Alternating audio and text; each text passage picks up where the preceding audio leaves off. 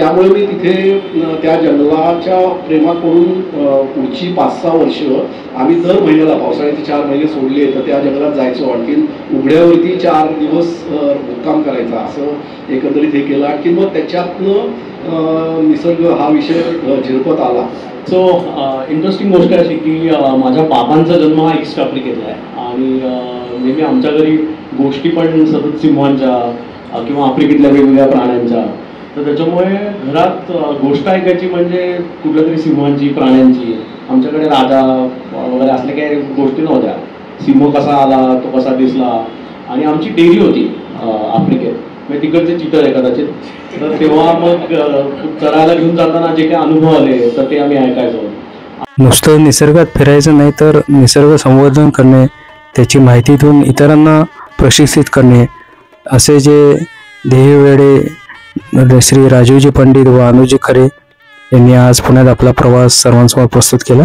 गेले अनेक वर्ष मी आणि राजीव आम्ही भटकतोय आणि सहज आज गप्पांच्या स्वरूपात आपण आजचा कार्यक्रम घेऊ. त्याचे काही अनुभव, माझे काही अनुभव ते तुमच्याबरोबर शेअर करू. तुम्हाला नंतर काही प्रश्न विचारायचे असतील तर विचारायला हरकत नाही. पण आज आपल्या सर्वांतर्फे एक अजून एक इंटरेस्टिंग व्यक्ती आपल्याकडे आलेले आहेत. मी पाहुणा म्हणणार नाही, कारण तो पण घरातलाच आहे, म्हणजे सारंग भिडे. एकदा मी जोरदार टाळा वाजून आपण त्याचं स्वागत करू आणि विवेक सरांना विनंती करतो की एक छोटंसं पुस्तक हे देऊन आपण त्यांचं स्वागत करू.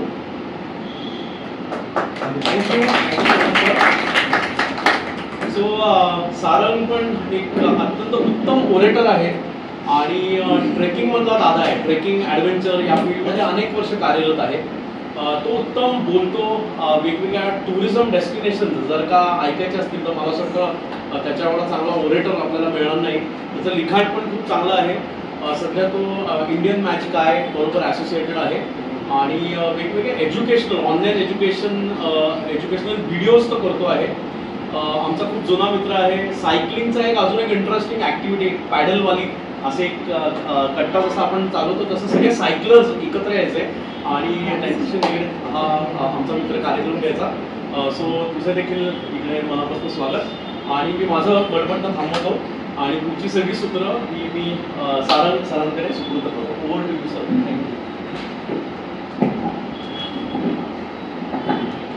नमस्कार. नुकत्याच पार पडलेल्या विजयादशमीच्या सर्वांना हार्दिक शुभेच्छा. माझं नाव सारंग भिडे. आता प्रश्न विचारण्याची जबाबदारी माझ्याकडे दिलेली आहे तुमच्या सगळ्यांच्या वतीने. याच्या आधी ही 2 व्यक्तिमत्व आज आपल्याकडे जे आलेली आहेत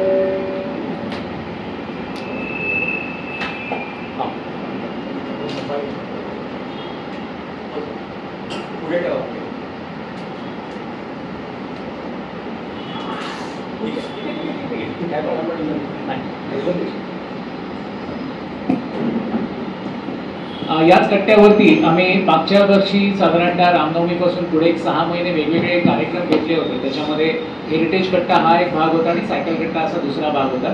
तर त्याच्यानंतर जवळपास तब्बल वर्षानंतर मला तू अनुज परत बोलावलंच इथे आणि एक परत वेगळ्या तऱ्हेचा म्हणजे खरं हा अनुजचाच कार्यक्रम आहे पण एक फॉर्मॅलिटी एक वेगळ्या तऱ्हेच्या गप्पा माराव्यात या दोघांची म्हणून मी आज तुमच्या वतीने इथे समोर बसलेलो आहोत. निसर्ग आणि अरण्य या दोन्ही बाबतीत ही दोघं आपल्या समोर जी मंडळी आहेत यांची वेगळी ओळख करून द्यायला नकोच आहे तुम्हाला. तुम्ही किंबहुना माझ्यापेक्षा जास्त त्यांना ओळखता. निसर्ग आणि जंगल याचा माझा काडीचाही संबंध नाही आहे असं मी तुम्हाला इथे पहिलेच सांगू इच्छितो. पण माझा संबंध काय आहे की माझा संबंध एक पर्यटन व्यावसायिक कोविड पूर्व काळामध्ये जगाच्या अनेक देशांमध्ये फिरलेलो आहे. भारताचा उभा आडवा कोपरा असंख्य वेळा पार केलेला आहे आणि या कालावधीमध्ये एक कॉर्बेट पार्क साधारणतः 94-95 सालची तिथली पर्यटन परिस्थिती आणि आत्ताची पर्यटन परिस्थिती याचा मी एक वेगळ्या तऱ्हेने एक वेगळा आढावा घेतलेला आहे किंवा घेत असतो कारण माझं ते पहिलं पार्क होतं बघितलं. तर याच्यातनं काही माझ्या मनामध्ये प्रश्न उत्पन्न होतात, झाले होते पूर्वी.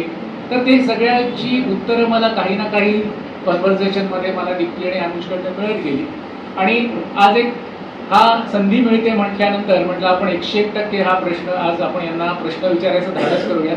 आणि यांचा जो प्रवास आहे तर हा प्रवास जो आहे हा पहिल्यांदा अभ्यासक म्हणून निसर्ग अभ्यासक म्हणून त्याचा पुढचा टप्पा जो आहे या अभ्यासातून एक वेगळं उदरनिर्वाहाचं साधन किंवा एक करिअरचा मार्ग असा एक आहे. आणि तिसरा टप्पा आता याच्यामध्ये की ही लोक फक्त पर्यटन या विषयाशी नाही, पण अभ्यासक या विषयाशी नाही, पण आता जी जंगलाशी निगडीत लोक आहेत, म्हणजे तिथली प्रशिक्षण दला, तिथली फॉरेस्ट गाईड्स आहेत, त्याच्यानंतर टायगर प्रोटेक्शन फोर्स आहेत, यांना हे प्रशिक्षक म्हणून काम करतात. अशा या 3 टप्प्यावरती अतिशय वेगळा प्रवास मला आतापर्यंत त्यांचा जो काही बायोडाटा बघितला मी त्याच्यातून जाणवला आणि त्याच्यातनं आम्ही या प्रश्नांची मांडणी करण्याचा प्रयत्न केलेला आहे. प्रश्न दोघांसाठीही कॉमनच असणार आहेत, कारण प्रत्येकाचा अनुभव वेगळा असतो. युद्धस्थ कथा रम्य असं जशा असतात तशा जंगलातल्या कथा अत्यंत रम्य असतात. प्रत्येकाचा अनुभव हा वेगळा असतो, उत्तम असतो. तर त्या अनुभवातनं आज आपण पुढे सरकणार आहोत. या अनुभवाच्या सुरुवातीला अगदी मी अशी विनंती करीन की पहिल्यांदा थोडक्यात मी ओळख, म्हणजे तुम्हाला कल्पना आहेच काय आहेत ही लोक मंडळी आपल्या डोळ्यासमोर आहेत याच्यामध्ये. तर राजीव पंडित जीविधा संस्थेचे संस्थापक संचालक आहेत. एक अतिशय उत्तम म्हणजे मी त्याला म्हणेन की पुस्तक सप्तक त्यांनी लिहिलेलं आहे, त्याच्यातलंच एक मला आता गिफ्ट म्हणून मिळाले, मला खरोखरीच त्याचा आनंद आहे. वेगवेगळ्या विषयावरती लेखन, त्याच्यानंतर हिरवाई नावाच्या महोत्सवामधून राजीव सरांनी देशी वृक्ष लागवडीच्या संदर्भात एक मोठा महोत्सव ते दरवर्षी आयोजित करतात. भूविज्ञान शास्त्र हा त्यांचा अजून एक आवडीचा विषय आहे. लंडन आणि अमेरिकेच्या जिओलॉजिकल सोसायटी लंडन आणि अमेरिका यांच्या संयुक्त विद्यमाने दरवर्षी ते पुण्यामध्ये एक सप्ताह आयोजित करतात. याच्या व्यतिरिक्त त्यांचा जो सध्याचा मुख्य कार्यक्रम आहे हा जंगलामधील गाईड्स म्हणजे वन्य विभागातली महाराष्ट्र आणि मध्य प्रदेश इथे जी अभयारण्य आणि व्याघ्र प्रकल्प आहेत, या व्याघ्र प्रकल्प आणि अभयारण्यामधले जे गाईड्स आहेत, त्याच्यानंतरचे स्पेशल टायगर प्रोटेक्शन ग्रुप आहेत, यांच्यासाठी प्रशिक्षक म्हणून काम करणं आणि हे काम अनुज आणि श्री राजीव पंडित दोघंजण मिळून करतात. पूर्णपणे निसर्गाला वाहून घेतलेली मंडळी आहे ही. अनुज हा नेचर वॉक चॅरिटेबल ट्रस्टचा संस्थापक आहे. सुरुवातीला जरी कॉमर्समध्ये शिक्षण घेतलं असलं तरी त्याच्यानंतर त्याचा ओढा हा जो आहे हा पूर्णपणे WWF आणि त्याच्या माध्यमातून निसर्ग या भागाकडे आहे. यांनी पुढे जाऊन कॉर्पोरेट क्षेत्रामध्ये आपली स्वतःची कंपनी स्थापन केली, जी फक्त कॉर्पोरेटमध्ये निसर्गाच्या संदर्भात म्हणजे निसर्ग संवर्धनासंदर्भात प्रशिक्षण देते. त्याच्यानंतर महाराष्ट्रभरामध्ये वेगवेगळ्या ठिकाणी 500 पेक्षा जास्त अधिक स्लाइड शोज आणि व्याख्यान मालिका त्यांनी सादर केलेल्या आहेत. सरकार जे आपण नेहमी म्हणतो की अरे सरकारने हे करायला पाहिजे, सरकारने ते करायला पाहिजे, असं न करता सरकारबरोबर हातात हात घेऊन महाराष्ट्र शासनाबरोबर वन्य विभागाबरोबर त्याचे वेगवेगळे कार्यक्रम चालू असतात, ज्याच्यामध्ये 11 ठिकाणी महाराष्ट्रभरात बर्ड फेस्ट हा नावाचा फेस्टिवल आपला घेतला जातो. त्याच्यानंतर आत्ताच मला तो सांगत होतो की माझ्याकडे 1200 वाईल्ड लाईफ फिल्मचं कलेक्शन आहे, जे माझ्याकडे स्क्रीनिंग राईट्स आहेत. हे कसं लोकांपर्यंत न्यावं आणि विषय काय आहेत तर हत्तीपासून मुंगीपर्यंत सगळे विषय आहेत आणि 1 मिनिटापासून 90 मिनिटापर्यंत एवढं मोठं कलेक्शन त्याच्याकडे आताच्या घडीला आहे. तर हे चालतं बोलतं आपल्याला बायबल म्हणता येईल वाईल्ड लाईफ मधलं, हे आपल्या बरोबरीच आहे. तर जास्त अजून मी आपण मुलाखतीच्या दरम्यान ओळख करूनच घेऊ, पण म्हणजे ते एक कार्य एक सांगता येईल. याच्या व्यतिरिक्त आपण निसर्गावरती जेव्हा हे असतो त्यामध्ये त्याचा एक निसर्ग हा न बघता एक अतिशय उत्तम तबलावादक पण आहे. आणि चारुदत्त आपले साहेबांना महाराजांच्या कीर्तनांमध्ये त्यांनी अनेक वेळेला साथ केली आहे. हा वेगळा पैलू आपल्याला कल्पना नाही, तर तीही एक कला त्याच्यामध्ये आहे. त्याच्यामुळे आम्ही म्हणतो की तो सहज माणसांना नाचवता येत तर असा एक सगळा वेगळी व्यक्तिमत्व आपल्याकडे दोघांकडे आहे. तर सुरुवातीला मला नेहमी जाणून घ्यायला वाटतं की पुण्यामध्ये असताना सर, राजीव सर तुमच्यापासून सुरुवात करू की पुण्यामध्ये असताना ज्या काळात तुम्ही करिअरची विचार करत होता किंवा ज्या वेळेला आपण एखादा व्यक्ती किंवा अनुज नंतरच्या पिढीमधला आहे, तुमच्या नंतरच्या दोघांसाठी हा प्रश्न आहे की पुण्यामध्ये असताना ज्या वेळेला संगणक क्षेत्र, त्याच्यानंतर सर्व्हिस सेक्टर या क्षेत्रामध्ये प्रचंड मोठ्या संधी उपलब्ध होत होत्या. आज तुमच्या बरोबरची मंडळी ही संगणक क्षेत्रामध्ये असतील, बरीच मंडळी असतील, ती परदेशात गेली असतील, अतिशय उत्तम पैसा कमावलेला असेल, पण तुम्हाला एका वेगळ्या वाटेवरती जावंसं का वाटलं ॲज अ करिअर म्हणून? ही का वाट निवडावीशी वाटली? कारण शेवटी आमच्या उत्तरेकडे माझा बराचसा हे जो आहे तो उत्तरेत गेला, तसं उत्तर म्हणजे उत्तर भारतामध्ये गेला, तर दिल्लीमध्ये एक प्रश्न करत अगदी टिपिकल असतो लग्नाच्या वेळेला, लेकिन करता क्या है और कमाता कितना है भाई, बाकी सब ठीक है, पहाड़ वाड़ देख लिया, कारण ॲडव्हेंचरमध्ये होते पहाड़ वाड़ तो बहुत देख लिया लेकिन कमाता क्या है, असा हा प्रश्न असतो. तर तुम्हाला हा प्रश्न कधी पडला का? किंवा आता वाटतं का अरे आपण त्यावेळेला हे करिअर निवडलं असतं तर आत्ता आणि त्याच्यातलं समाधान याच्यात काही फरक आहे? खूप छान ओळख करून दिली त्याबद्दल धन्यवाद. तुमच्या सगळ्यांचं स्वागत. विषय असा आहे की त्यांनी जो प्रश्न विचारला ना की करिअर म्हणून तुम्हाला हे का सुचलं, तर खरं तर उत्तर नाही आहे ह्याला. कारण मी याच्यात करिअर करायचं असं कधीच हे केलेलं नव्हतं. आणखीन ते जसं म्हटले तसं त्या काळामध्ये तर इंजिनिअरिंग मेडिकल हाच सगळ्यात टॉपमोस्ट हे होता. त्याचप्रमाणेच माझ्या आईवडिलांनी मला शिक्षण दिलं. आणखी मी इंजिनिअरिंग इलेक्ट्रॉनिक्स इंजिनिअरिंग घेतलेलं आहे. आणखीन जेव्हापर्यंत ॲक्च्युअल शाळा ह्या प्रकारचं किंवा कॉलेज या प्रकारचं शिक्षण होतं तर तोपर्यंत मी बॅकबेंचर म्हणून आयुष्य काढलेलं आहे. काय म्हणू की थोडीफार बुद्धी आहे की ज्याच्यातनं पास होतं मी एवढ्यापर्यंतच हे असायचं. पण त्याच्यात जाऊन फार सखोल ज्ञान घ्यावं त्या इंजिनिअरिंगचं किंवा जे काही शाळा कॉलेजचं असं कधीच झालं नाही. झालं कसं बाय ॲक्सिडेंट मी या क्षेत्रात आलो असं म्हणेन. एक त्या ज्या काळात मी हे इंजिनिअरिंगला गेलो होतो तर ते पुण्याबाहेर शिक्षण करायला लागलं मला. आणखीन त्या ठिकाणी जे आम्ही हॉस्टेलमध्ये राहिलो. आणखीन हॉस्टेलमध्ये जे पुण्यातनं तिथे शिकायला आले अशा लोकांचा एक ग्रुप आमचा बनला मुलांचा. आणि मग त्याच्यातनं ट्रेकिंगची आवड निर्माण झाली. मग ट्रेकिंग केलं खूप. ट्रेकिंगमधनं वासोटा किल्ला पहिल्यांदा बघितला. आणखी मग वासोटा किल्ल्याचं जंगल जे आहे तर ते मला अफजल खानाच्या वधाच्या वेळेस जे वर्णन केलेलं आहे तर त्या प्रकारचं जंगल वाटलं. ते त्यावेळेला कोयनानगर अभयारण्य होतं. म्हणजे आता ते सह्याद्री टायगर रिझर्व आहे. तर त्यामुळे तिथे कुठेही फिरता यायचं, रात्रभर राहता यायचं. आता ते काही शक्य नाही आहे. तर त्यामुळे मी तिथे त्या जंगलाच्या प्रेमाकडून पुढची 5-6 वर्ष आम्ही दर महिन्याला पावसाळ्याचे 4 महिने सोडले तर त्या जंगलात जायचो. आणखीन उघड्यावरती 4 दिवस मुक्काम करायचा असं एकंदरीत हे केलं. आणखी मग त्याच्यातनं निसर्ग हा विषय झिरपत आला. पण तरी अजून माझ्या मनामध्ये असं आहे की मी करिअर म्हणून याच्याकडे बघत नाही तर एक काहीतरी असायला पाहिजे म्हणून माझी एक टुरिझम कंपनी आहे. माझं खरं जर आत्म म्हटलं तर पिंड जो माझा आहे तर तो निसर्गासाठी काम करण्याचा असं तयार झालेलं आहे. तर त्यामुळे जर तुम्ही बघाल तर माझी जीविदा कंपनी जी आहे तर त्यातर्फे आम्ही असे खूप ट्रीप लावलेल्या जंगलाच्या वगैरे असं काहीच नसतं. वर्षातनं मिळून आम्ही 10-12 कॅम्प करतो.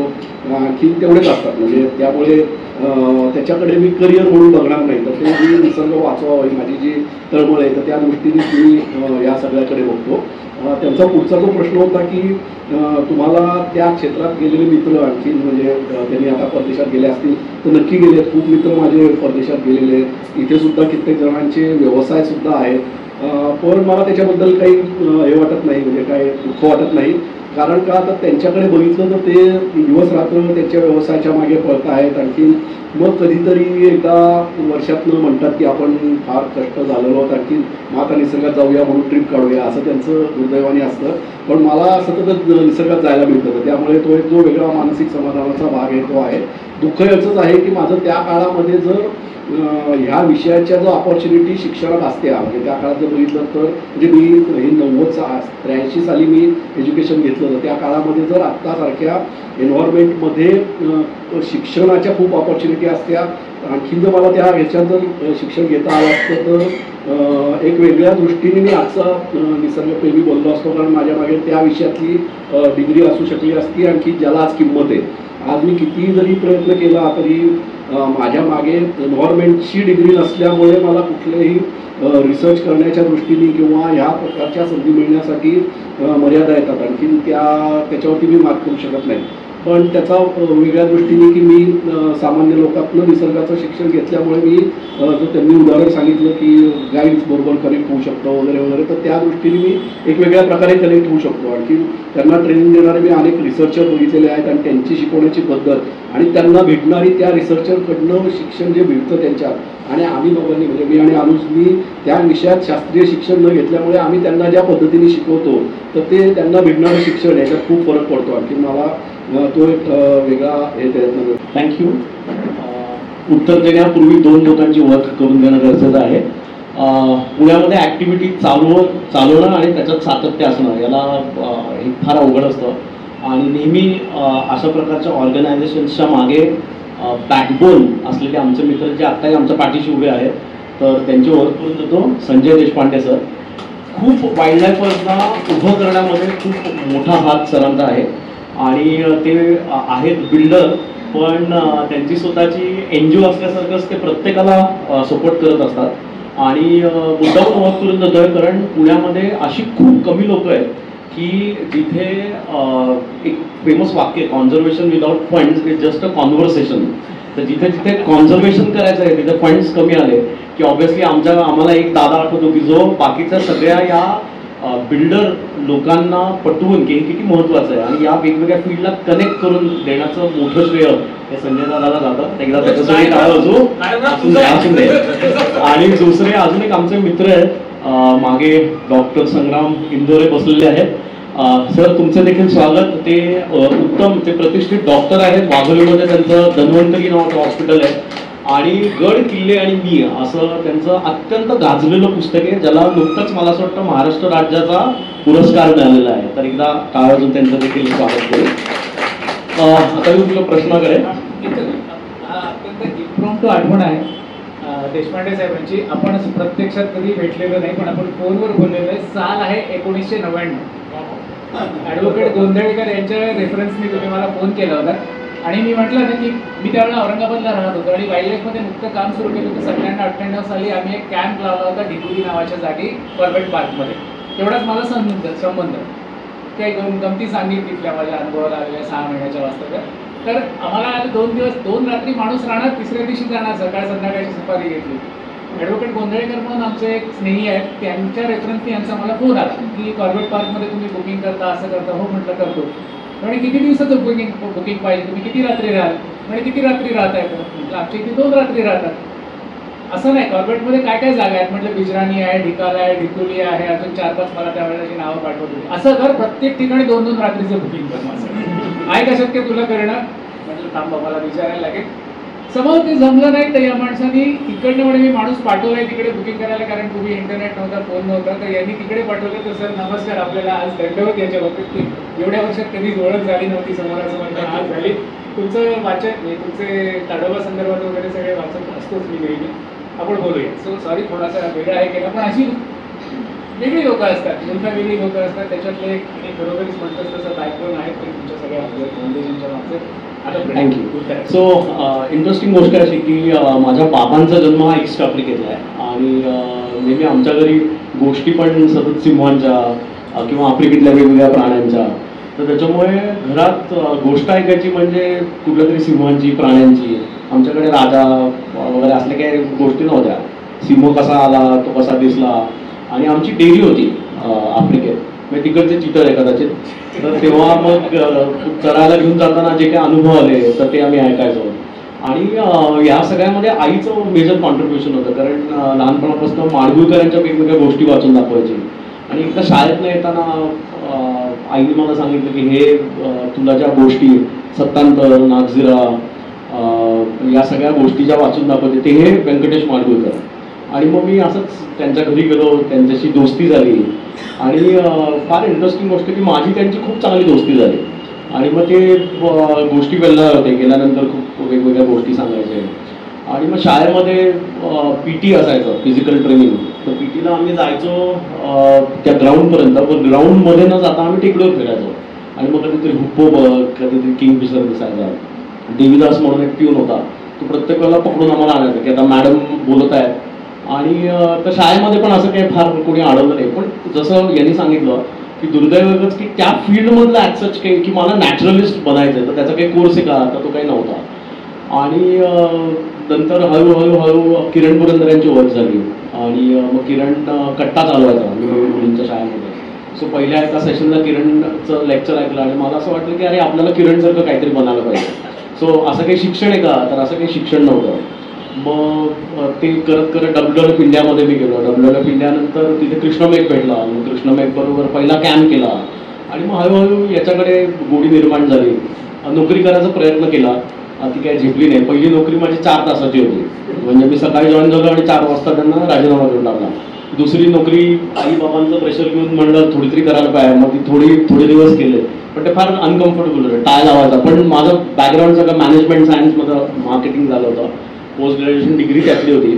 पण मग मला असं लक्षात आलं की याच डिग्रीचा उपयोग आपण wild life tourism, wild life एज्युकेशनमध्ये जर का करू शकलो तर उपयोगी पडेल. पण नोकरी करण्याचा फायदा पण झाला की एखादा बॉस कसा असतो, त्याच्या हाताखाली काम करून डिसिप्लिन कशी लागू शकते, ही डिसिप्लिन आपल्याला थोडं wild life tourism, wild life एज्युकेशनमध्ये करता येईल. सो मला एक ते बर्नॉट शहाचं वाक्य होतं ते नेहमी आठवतं की मला खूप शिकायचं होतं पण शाळेमध्ये आले. त्याच्यामुळे पण मी म्हणतो तसं की फायनली माझे मित्र जेव्हा भेटतात तेव्हा त्यांच्यात आणि माझ्यात एक फरक नक्की दिसतो की every dialogue is in terms of money. की माझे खूप मित्र आता खूप मोठ्या पोस्टवर आहेत की अरे परवाच मी याचा शेअर घेतला, मी त्याचा शेअर घेतला. तर मी म्हणलं आमचं बरं आहे की आम्हाला शेअर कुठे आहे आम्ही ते विचारत असतो की पाहतो की जंगल में घूम रहे तर टायगर कुठे आहे, लेपर्ड कुठे आहे, बर्ड्स कुठे आहेत. आणि एवढं सगळं केल्यानंतर पण असं लक्षात आलं की most of them are not happy. म्हणजे they have money but they can't enjoy their money. आमच्या खिशात पैसे कमी असतील पण मला असं वाटतं की we enjoy what we are doing. So अशी जर्नी, याची सुरुवात झाली जर्नीला. आता तुम्ही गेल्या 5-25 वर्षापासून वेगवेगळी जंगलं बघताय, वेगवेगळ्या जंगलाचा अभ्यासक म्हणून दांडोळा घेताय किंवा लोकांबरोबर जात आहे. तर याच्यातलं सगळ्यात तुमच्या वैयक्तिक आवडीचं जंगल कुठलं आणि का? म्हणजे मला माहिती आहे की 19-20 करता येत नाही, जंगल जंगल असतं, प्रत्येकाची ब्युटी वेगळी असते. पण जंगल म्हटल्यावर तुम्हाला वैयक्तिक कुठलं जंगल आवडतं आणि का? मला पहिलं जंगल जे पाहिलेलं त्याच्या प्रेमात पडलो आणि त्या जंगलापासून माझी जंगलात फिरण्याची आवड निर्माण झाली, ते म्हणजे नागझिरा. आणि व्यंकटेश माडगुळकर एक 4 घरं शेजारी राहायचे. त्यांच्या घरी गेल्यानंतर नागझिराविषयी आम्ही गप्पा मारायचो. नागझिरा पुस्तक आहे वाचून दाखवलेलं. कृष्णमेघ कुंटेबरोबर पण एकदा तिथे जाण्याचा योग आला. मग किरण बरोबर आम्ही जाऊन आलो. सो मला पहिलं आवडलेलं जंगल ते होतं, कारण जंगल कसं असतं तर त्याचं पहिल्यांदी ते जंगल पाहिलं होतं. त्यानंतर मेळघाट, म्हणजे ही 2 जंगलं एकदम आवडती, कारण मुळात त्या जंगलामध्ये 2 गुरु भेटले. किरण भेटला नागझिराच्या जंगलात आणि कृष्णमेघ भेटला मेळघाटच्या जंगलात. या जंगलाची एक खासियत होती की जंगलामध्ये असं चालता येतं. मला आधी पूर्वी वाटायचं की जंगल म्हणजे फक्त गाडीत बसायचं आणि त्यावेळेच्या गाड्या एकदम तुकार होत्या. म्हणजे आता जिप्सीज वगैरे आल्या त्या एकदम भंगार गाड्या असायच्या, सुमो असायच्या आणि त्याच्यातनं बाहेरचा आवाज काहीच यायचा नाही, कारण गाड्यांचाच आवाज इतका यायचा. मग गाडी थांबून ऐकायला लागायचं सगळं, बंद गाडी. आणि तर ते जंगल खूप आवडलं, कारण पायी चाललो आम्ही. आणि आयुष्यातला पहिला टायगर हा आम्ही नागझिरात पाहिला.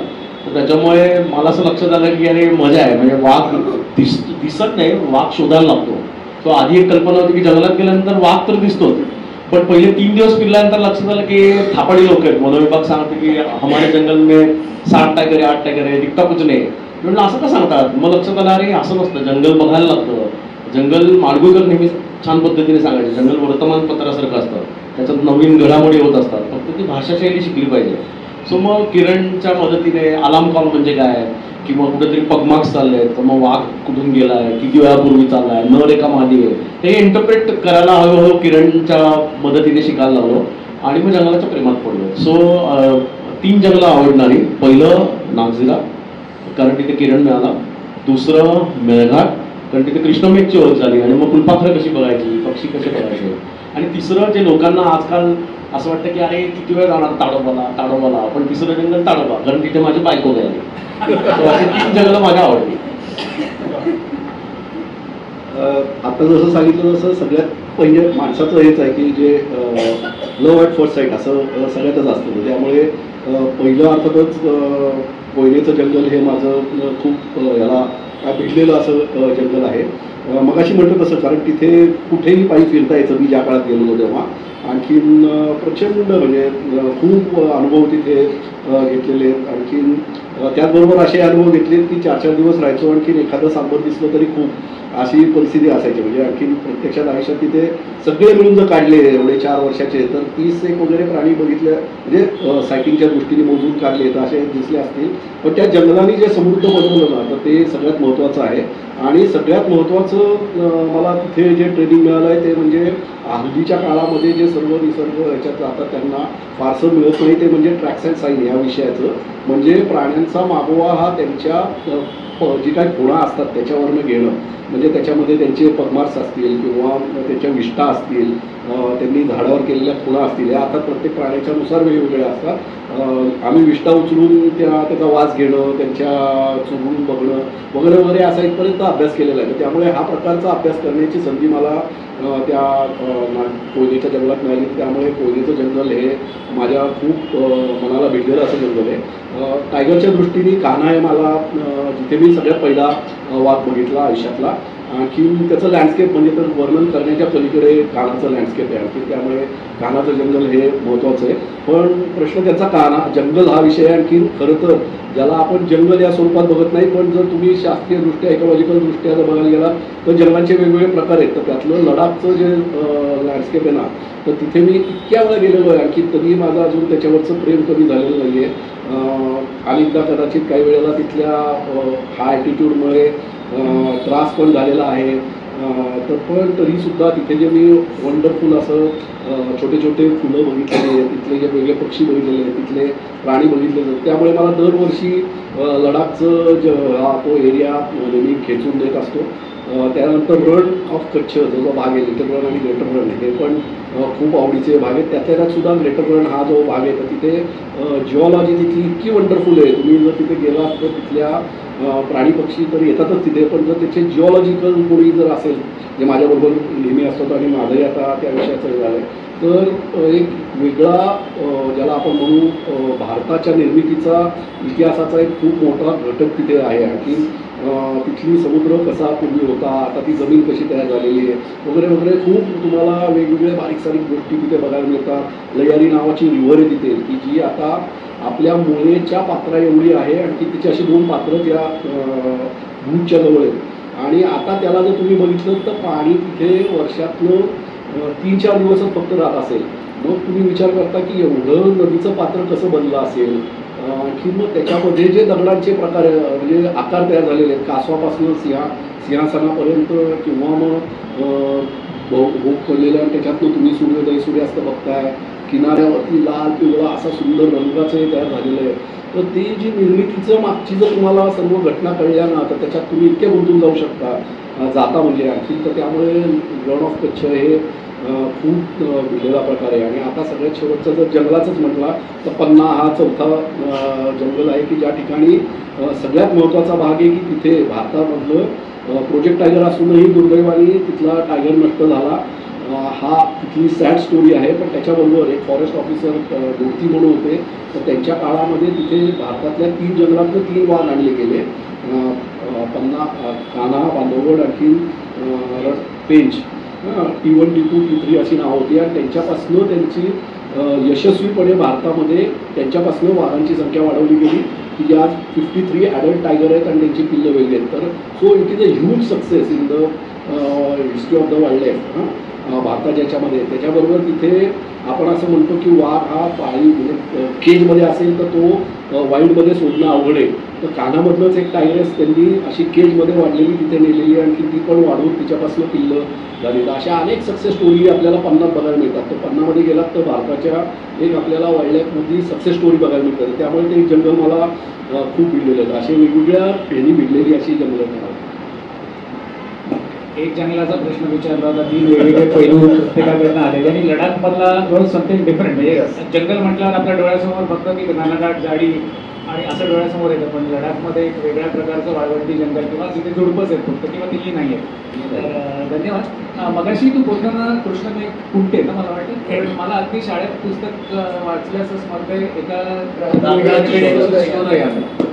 त्याच्यामध्ये त्यांना हत्तींच्या संदर्भात हे हत्ती हा तिथे त्याचा सेंटर केला. त्याच्यामध्ये मला एक उतारा वाचल्याचा आठवते की तो त्या मदतनीसांबरोबर फिरत असतो आणि हत्तींच्या संदर्भात सगळ्या गोष्टी आहेत का ज्यांनी बघितलं शाळेत वाचलं तर मला आत्ता एकदम स्ट्राईक झालं की जेव्हा बोलण्यामधून त्या तर त्याच्यातला एक तो हिंदीमध्ये असं त्याला हत्तीच्या मागे जातो आणि तो म्हणा आओ तुमको फन दिखात आहे म्हणून असं काहीतरी करून तो जाऊन त्याच्या हत्तीच्या मागे जाऊन हत्ती घाबरून पळत सुटतो असं काहीतरी ती ॲक्टिव्हिटी करतो. तो अशी ॲक्टिव्हिटी एक रोमांच त्यांनी हे म्हणून सांगितली. त्याच्यानंतर ते 2 हत्तीचे दोन्ही दात एकत्र होतात त्यांना काय म्हणतात टस्कर नाही पण गुळकुंभन. तर ते हे अशा गोष्टी म्हणजे त्याच्यात मला आत्ता एवढा एकदा वाचलेलं पुस्तक आहे पण अशा इम्प्रिंट होत जातात. त्याच्या कारणे काय खूप रोमहर्षक असतात अशा गोष्टी. तर माझा प्रश्न तुम्हाला असा आहे की आत्ता या सगळ्या वाटा तुम्ही ज्या काही चोखाळता गेल्या 20-25 वर्ष असंख्य वेळा जंगलात गेलात, तर अशी एखादी रोमहर्षक आठवण की सुरुवातीला सुमोमध्ये म्हणजे आवाज बंद करून आसपासचे आवाज ऐकायला लागायचे आणि त्याच्या व्यतिरिक्त एखाद्या वेळेला तुम्ही रस्त्यावरून चाललाय आणि अचानक काही समोर आला, असा काही रोमहर्षक प्रसंग आहे का जीवावर आलेला किंवा जीवावर घेतलेला किंवा त्याच्यातनं बाहेर पडणारा, असं आम्हाला ऐकायला आवडेल. सो एक इंटरेस्टिंग अनुभव नागझिरातलाच. रूपचंद बलावी नावाचा गोंड आमचा मित्र आहे आणि किरण आणि आम्ही एक छोट्या मुलांचा ग्रुप घेऊन गेलो होतो. साधारण एक मला असं वाटतं 24-25 मुलं होती, वयोगट 8वी ते 10वी याच्यातली काहीतरी तर वयोगटातली होती. आणि 2 दिवस झाले होते टायगर सायटिंग नव्हतं. आणि आता तुम्ही गेलात तर एक वाक्य कॉमन असतं की जिप्सी क्रॉस झाले की सगळे एकच प्रश्न विचारतात, दिखा क्या. सो दिखा क्या obviously means have you seen a tiger. तर बऱ्याच वेळेला उत्तर नाहीच असतं. तर दुसरा दिवस झाल्यानंतर कुठली जिप्सी गेली की ज्यांचा वाईल्डलाईफशी काही संबंध नाही, सहज फिरायला आले ते पण टायगर बघितलेला असायचं आणि मग ते आम्हाला चिडवत बसायचं. मग शेवटच्या दिवशी आम्ही असं ठरवलं की एका ठिकाणी तलावाच्या पलीकडच्या बाजूला टायगर कॉलिंग येत आहे, अलार्म कॉल्स येत आहेत. सो आपण संध्याकाळी तिकडे जाऊन बसू. सो त्यावेळेला ट्रॅक्स होते आणि आम्ही काकडे नावाचे पुण्यातले आमचे मित्र होते. सो ते कुक म्हणून असायचे, ते त्यांचे ट्रॅक्स घेऊन आम्ही जंगल फिरायचो. तेव्हा ते टायगरिझम नव्हतं, वाईल्ड लाईफ सँक्च्युरी होती. तर तेव्हा तुम्हाला चालायची परमिशन होती आणि आम्ही तो सगळा परिसर फिरत असताना साधारण सूर्यास्त होत होता आणि त्यावेळेला आम्ही ठरवलं की आता उजेड आहे, आता आपण गाडी सोडून देऊ आणि सगळेजण रस्त्यावर बसू. उजव्या बाजूला तलाव, डाव्या बाजूला जंगल. सो पाण्यावर आलेला टेम्परेचर 47 डिग्री, मे महिना. सो पाण्यावर आलेला कदाचित प्राणी क्रॉस झाला तर रस्त्यावरनं दिसू शकेल. आणि त्यानंतर अलार्म कॉल जायला लागले, गाडी सोडली आम्ही. गाडी सोडल्यानंतर अलार्म कॉल जायला लागले. मग थोडे डोळे फाडून आम्ही बघत होतो, हे दिसतंय का. थोड्याने काय आलं, ते अलार्म कॉल्स उजवीकडनं येत होते, ते थांबले आणि डावीकडनं आले. सो आम्हाला प्रश्न पडला की आमच्या समोर रस्ता आहे, म्हणजे क्रॉस झाला असेल तर टायगर समोरनं क्रॉस होता पाहिजे, पण तसं काही झालेलं नव्हतं. तो रूपचंदला काय वाटलं माहिती नाही, तो म्हटला जरा मी पुढे जाऊन येतो. तो एकटा आणि अजून एक राधेश्याम म्हणून होता काय, ते दोघं जण चालत गेले आणि परत आले. ते म्हणले अरे दादा, बहुतेक टायगर पुलिया खाल्लं गेला. सो तिथे एक हे होतं, कलवर्ट होता पाणी जाण्यासाठी, त्यातनं तो टायगर पास झाला होता, पण पगमच दिसत होतं. तर म्हटलं काय करायचं, जायचं का. तो म्हटलं नाही, हा आजूबाजूलाच फिरणारा टायगर आहे, सो आपण थोडा वेळ थांबू. आणि परत थांबलो तिथे. असं करत करत 7:30 वाजले. सो 5:30 पावणे 6ला आम्ही तिथे बसलो होतो. 7:30 वाजत आले. मग आता म्हटलं की आता आपण जाऊ, आता काय वाटत नाही. सो आमच्या हातात टॉर्च होता आणि आम्ही गप्पा मारत चालू होतो. सो एक काही पावलं चालल्यानंतर रूपचंद एकदम म्हणला थांबा. आम्ही सगळे थांबलो आणि माझ्या टॉर्चवर हात ठेवला. तर म्हणलं काय झालं. तो म्हणला दादा, आपल्यासमोर टायगर चालतोय. तर आमच्या समोर लांब होतं अंतर, पण त्या टॉर्चच्या त्या लाईटमध्ये त्याला टायगरची टेल दिसली आणि त्याला वाटलं काहीतरी आहे. मग आम्ही टॉर्च मारला तर तिथे टायगर व्यवस्थित चालत होता. सो त्या दिवशी एक मला पुस्तक वाचलेलं आठवत होतं, त्याचं टायटलच होतं टायगर इज अ जेंटलमन. आणि ते किती सार्थक आहे हे त्या दिवशी त्यांनी प्रूव्ह केलं. तर नॉर्मली प्राणी म्हणजे आपल्या अंगावरच येणार, तर अशा विलनच्या भूमिकेत प्राण्याला आपल्याला बघायची सवय आहे. पण हे काय प्रत्येक वेळेला खरं नसतं. रादर असं नसतंच, अनलेस आपण त्याच्या काही मार्गी आलो, काही चुकीचं वागलो तर येऊ शकतं. पण तो पहिला अनुभव की ऑन फूट टायगर आम्ही साधारण हे जे दार आहे याच्या डबल डिस्टन्सवर असेल, पण ही वॉज लीस्ट बॉदर्ड. आणि तो आयुष्यातला पहिला अनुभव की ज्याच्यात खरंच सांगता येईल की अरे आम्ही पण चालत टायगर पाहिलं. मी एक म्हणजे कोयलेच्या जंगलामध्ये अनुभव आहे. आणखीन आम्ही म्हणजे पावसाचे 4 महिने सोडून नंतर जायचो. तर पाऊस संपल्यानंतर असाच ऑक्टोबर-नोव्हेंबरला गेलो होतो. जर कोणी गेला असेल कोयलेच्या म्हणजे तर इथे तर बामणोलीतनं जायचं, पलीकडे आता वासोट्याच्या पायथ्याशी जाता येतं, तर पूर्वी कुसापूरला जावं लागायचं. तर तिथनं गेलो की तिथे एकदम किल्ल्याच्या पायथ्याशी मारुती मंदिर म्हणून आहे. आणखीन मारुती मंदिर हे आपल्याला मंदिर वगैरे म्हटलं तरी फक्त चौथरा मागे मारुतीची मूर्तीची भिंत आहे आणि त्याच्या 2 बाजूला ओढे आहेत. आणखी मधनं किल्ल्यावरती जायला वाट आहे तिथे. तर आम्ही म्हणजे इतक्या वेळा जायचो की मग बोलताना उजवा ओढा आणि डावा ओढा, म्हणजे किल्ल्याकडे तोंड केलं की उजव्या हाताचा ओढा आणि डाव्या हाताचा, असं आमचं म्हणजे प्रत्येकाचंच आपल्या ग्रुपमध्ये ठरतात ना काहीतरी सांकेतिक याच्यात आपण बोलतच असतं. तर उजव्या ओढ्यात का डाव्या ओढ्यात. तर आम्ही एकदा तो उजवा ओढा जो आहे ना तर तो किल्ल्यावरनं बऱ्याच मागे जमिनीवरती येतो. आणखी नंतर मंदिरापाशी येताना तो सपाटीवर असतो. तर त्यामुळे तिथे खूप मोठमोठे दगड नाही आहेत, म्हणजे नेहमी ओढ्यातनं जे वाहून येतात तर तिथे छोटे छोटे दगड आहेत.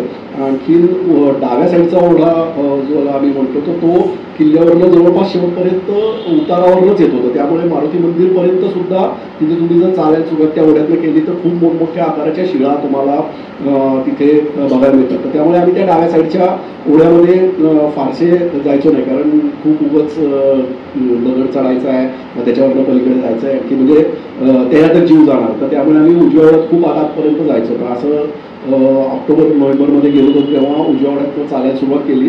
आणखी पाऊस आत्तासारखा त्या काळी सुद्धा तेव्हा सुद्धा बऱ्याच लांबलेला होता, आणखी त्यामुळे चांगल्यापैकी पाणी ओढ्याला होतं. आणखी त्या वर्षी पण खूप चांगला पाऊस झाल्यामुळे वरनं झाडांचे बुंदे वगैरे पण वाहून आले होते, आणखी तसे ओढ्याच्या पात्रामध्ये पडलेले होते.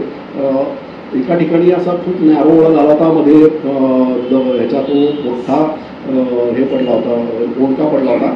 आणखी तो पलीकडे जायचा तर तो ओलांडूनच जायचा असं परिस्थिती होती. आणखी मी पुढे, माझ्या पुढे एक माझा मित्र होता, आणखीन अशा आम्ही 8 जण होतो. माझा मित्र पलीकडे गेला, मी अशी पलीकडे ठाण टाकताना माझ्या असं लक्षात आलं की तिथे खाली एक आतल्या साईडला काय म्हणू आपण छोटंसं भोक आहे आणि त्याच्यात काहीतरी आहे. आणखी मी पाऊल टाकेपर्यंत ते सगळं खाली पडलं. मागचे एकदम जोरदार किंकाळण्या इतर जे मागचे मित्र होते, कारण पाण्यातनं हे झालं की खूप किंचाळण्याचे आमच्या सगळ्यांचे आवाज आले. आणखी मग नंतर जेव्हा हे झालं तर तेव्हा असं झालं की त्याच्यातनं क्रेटची म्हणजे मण्यारीची 15-20 पिल्लं त्याच्यातनं गेली. आणखी ती वाहत पाण्याच्या फोर्समुळे पुढे निघून गेली. सुदैवाने ती म्हणजे इतका फोर्स होता पाण्याला की ती कोणाच्याही अंगावरती थांबू शकली नाही. आणखी नंतर मग पुण्यात आल्यावरती आम्ही दिलीप कुमारांना भेटलो, कारण म्हणजे सापांविषयीचे तज्ज्ञ तेच असल्यामुळे. तर ते म्हटलं लेखा तुम्ही सगळेजण वाचलात, जर त्यांनी कुणी जर तुमच्या अंगावर आला असता आणि बाईक जर केला असता तर खूपच खतरनाक. आणखी म्हणजे तिथनं तो बोटी तुम्हाला न्यायला येणार, आणखी तो बोटवाल्याला सांगितलं की तो 3 दिवसांनी या, म्हटलं की 3 दिवसांनी येणार, अशी परिस्थिती. म्हणजे तुम्ही म्हटकाल तेव्हा परत जायची त्यावेळेला सोय नव्हती. तर त्यामुळे जर तो चावला असता तर 3 दिवसांनी बोट येणार, मग तोपर्यंत म्हटलं तुम्ही जगणं शक्य नाही, कारण लहान पिल्लू जे असतं तर त्याला चावायचं किती याची अक्कल नसते म्हणे. म्हणजे त्यांनी जे आम्हाला टेक्निकली सांगितलं की जो मोठा ॲडल्ट असतो विषारी साप, तर त्याला माहीत असतं की आपण आपल्या जे खाद्य त्याला म्हणजे तो खाद्य पचवण्यासाठी त्याला मारण्यासाठी विष सोडत असतो, उगाच आपलं चावत नाही. आणखी त्यामुळे त्याला अंदाज असतो. आणखी मग शेवटी एनर्जी कॉन्झर्वेशन हा जो विषय असतो तो तेव्हा तो जास्त करून ड्राय वाईट करतो, मोठा आहे. पण तशी ती अक्कल पिल्लांना नसते. त्यामुळे म्हणजे ते पिल्लं जेव्हा चावतात तर तेव्हा ते सगळं त्यांचं विष जे आहे तर ते हे करतात. त्यामुळे जास्त फेटल हे पिल्लांचं हे असतं. तर त्यामुळे तुम्ही बचावलात आणि 3 दिवसानंतर तर शक्यच नाही असं परिस्थितीचं. त्यामुळे तो एक खूप खतरनाक अनुभव त्यातनं गेलो. आणि दुसरा एक आपलं तुम्ही एक सांगितलं, पण दुसरा मला सांगायचा होतं तो आम्ही दोघांनी नागझरीचाच तू सांगितलं त्यामुळे आठवलं. ट्रेनिंगच्या दरम्यान आम्ही हे असतं, आणखी आमचं सकाळी 8 ते संध्याकाळी 4:30 वगैरे असं ट्रेनिंग चालतं. तर ते ट्रेनिंगला तुम्ही सगळेजण नागझरीला आता गेला असाल तर तिथे कॅन्टीन आहे, आणखी बाजूला राहायची सोय वगैरे आहे. तर त्या ठिकाणी ते हॉलमध्ये ट्रेनिंग चालायचं आणि आमची ॲज अ ट्रेनर म्हणून राहायची सोय त्यांनी निलयच्या इथे केली होती. आणखी मधलं एक चालायचं रस्ता आहे, तर आम्ही दरवेळेस तो फायदा घेऊन चालत तिथनं आमच्या निवासस्थानाकडे जायचं, येताना पण तिथनं चालत यायचं, असं एकंदरीत हे होतं. तर ट्रेनिंग संपून आम्ही चाललो होतो. आमच्याबरोबर अश्विन आणि तिथं सृष्टी नावाची एक, ती आता दोघंही वाईल्ड लाईफमध्ये सगळ्यांना माहिती आहे की अश्विन WIला काम करतो, आणखी कोळ्यांवरती पण काम केलेलं आहे. आणि सृष्टी आता माझ्या घरी जे बर्फातले प्राणी आहेत तर त्याच्याविषयीची ती काम करते. दोघांनी वाईल्ड लाईफमध्ये खूपच मोठं काम केलं. तर त्यावेळेस ते दोघं कॉलेजमध्ये होते, तर ते मागणं अभ्यास करत यायचे, आम्ही दोघं गप्पा मारत पुढे असायचं, असं आमचं चालण्याचं हे असायचं. तर चालता चालता असं लॉबट दिसायला लागलं. त्यावेळेस तिथून एक जिप्सी जोरात बाहेर आली, की त्यात अर्थातच फॉरेस्टची लोक होती. कॉल लांबणं आवाज ऐकू येत होता, तर त्यांना तिथे लेपर्ड कळलं होतं, त्यामुळे ते बाहेर आले. आणखी ते गेले निघून. आणखी तरी आम्हाला आमच्या समोरच्या झाडावरती ह्याचा मकाचा कॉल ऐकू येत होता. तर म्हणून मग आम्ही म्हटलं की इथे पण काहीतरी दिसतंय, म्हणून मग आम्ही दोघं जण त्या बघायला लागलो इकडे तिकडे. आणखी काहीच दिसायला तयार नाही बरं का. म्हणजे समोरचा असा तो रस्ता, पलीकडे झाडं मागे झाडं, असे आणखी म्हणजे खूप दाट झाडं, म्हणजे झुडपं, काहीच दिसायला तयार नाही. आता म्हटलं थोडा वेळ बघितलं, काहीच दिसत नाही, काहीच दिसत नाही. म्हटलं शेवटी की आम्ही दोघं म्हणजे असा विचार केला की अनेकदा माकडं ही माणसाला बघून सुद्धा फॉल्स कॉल देतात, आणखी तर तसे करतायत का, तर असं एक मनात शंका आली. पण शेवटी आपण बघूया म्हणून त्या माकडांकडे आम्ही बघितलं, तर ते झाडाच्या इथनं खाली एका विशिष्ट दिशेला बघत होते, आमच्याकडे बघतच नव्हते. तर त्यामुळे म्हटलं की काहीतरी तिथे नक्की आहे.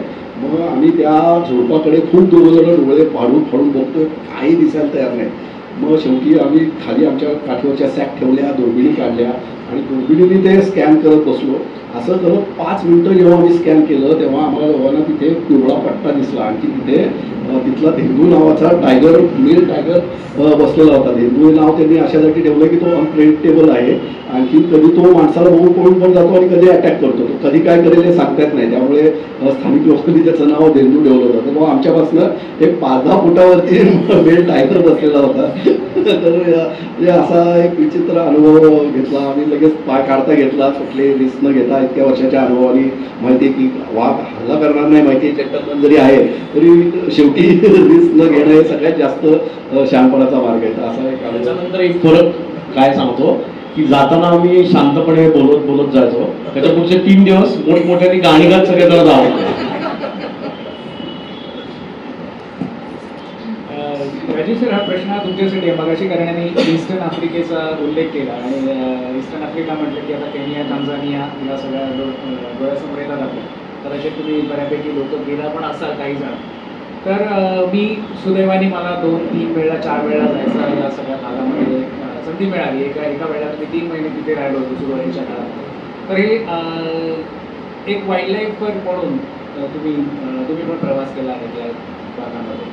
तर जंगल हा भाग वेगळा झाला, पण आपल्याकडचं व्यवस्थापन म्हणजे जंगलाचं व्यवस्थापन, त्याच्यानंतर गाईड्सचं बिहेवियर, या 2 गोष्टी आणि इन्फ्रास्ट्रक्चर, या 3 बाबींबद्दल म्हणजे प्राणी हा भाग आहेच त्याच्यातला इंटरेस्ट. पण ह्या 3 फॅक्टरवरती, या 3 बाबींवरती जरा तुम्ही प्रकाश टाकलात की काय फरक आहे आपल्या भारतातल्या व्यवस्थापनात आणि तिथल्या व्यवस्थापनात, तर आम्हाला ऐकायला आवडतं. मी आतापर्यंत त्यांनी प्रश्न विचारत असं की बाहेर कुठे गेलो तर 4 देशात गेलेलो आहे.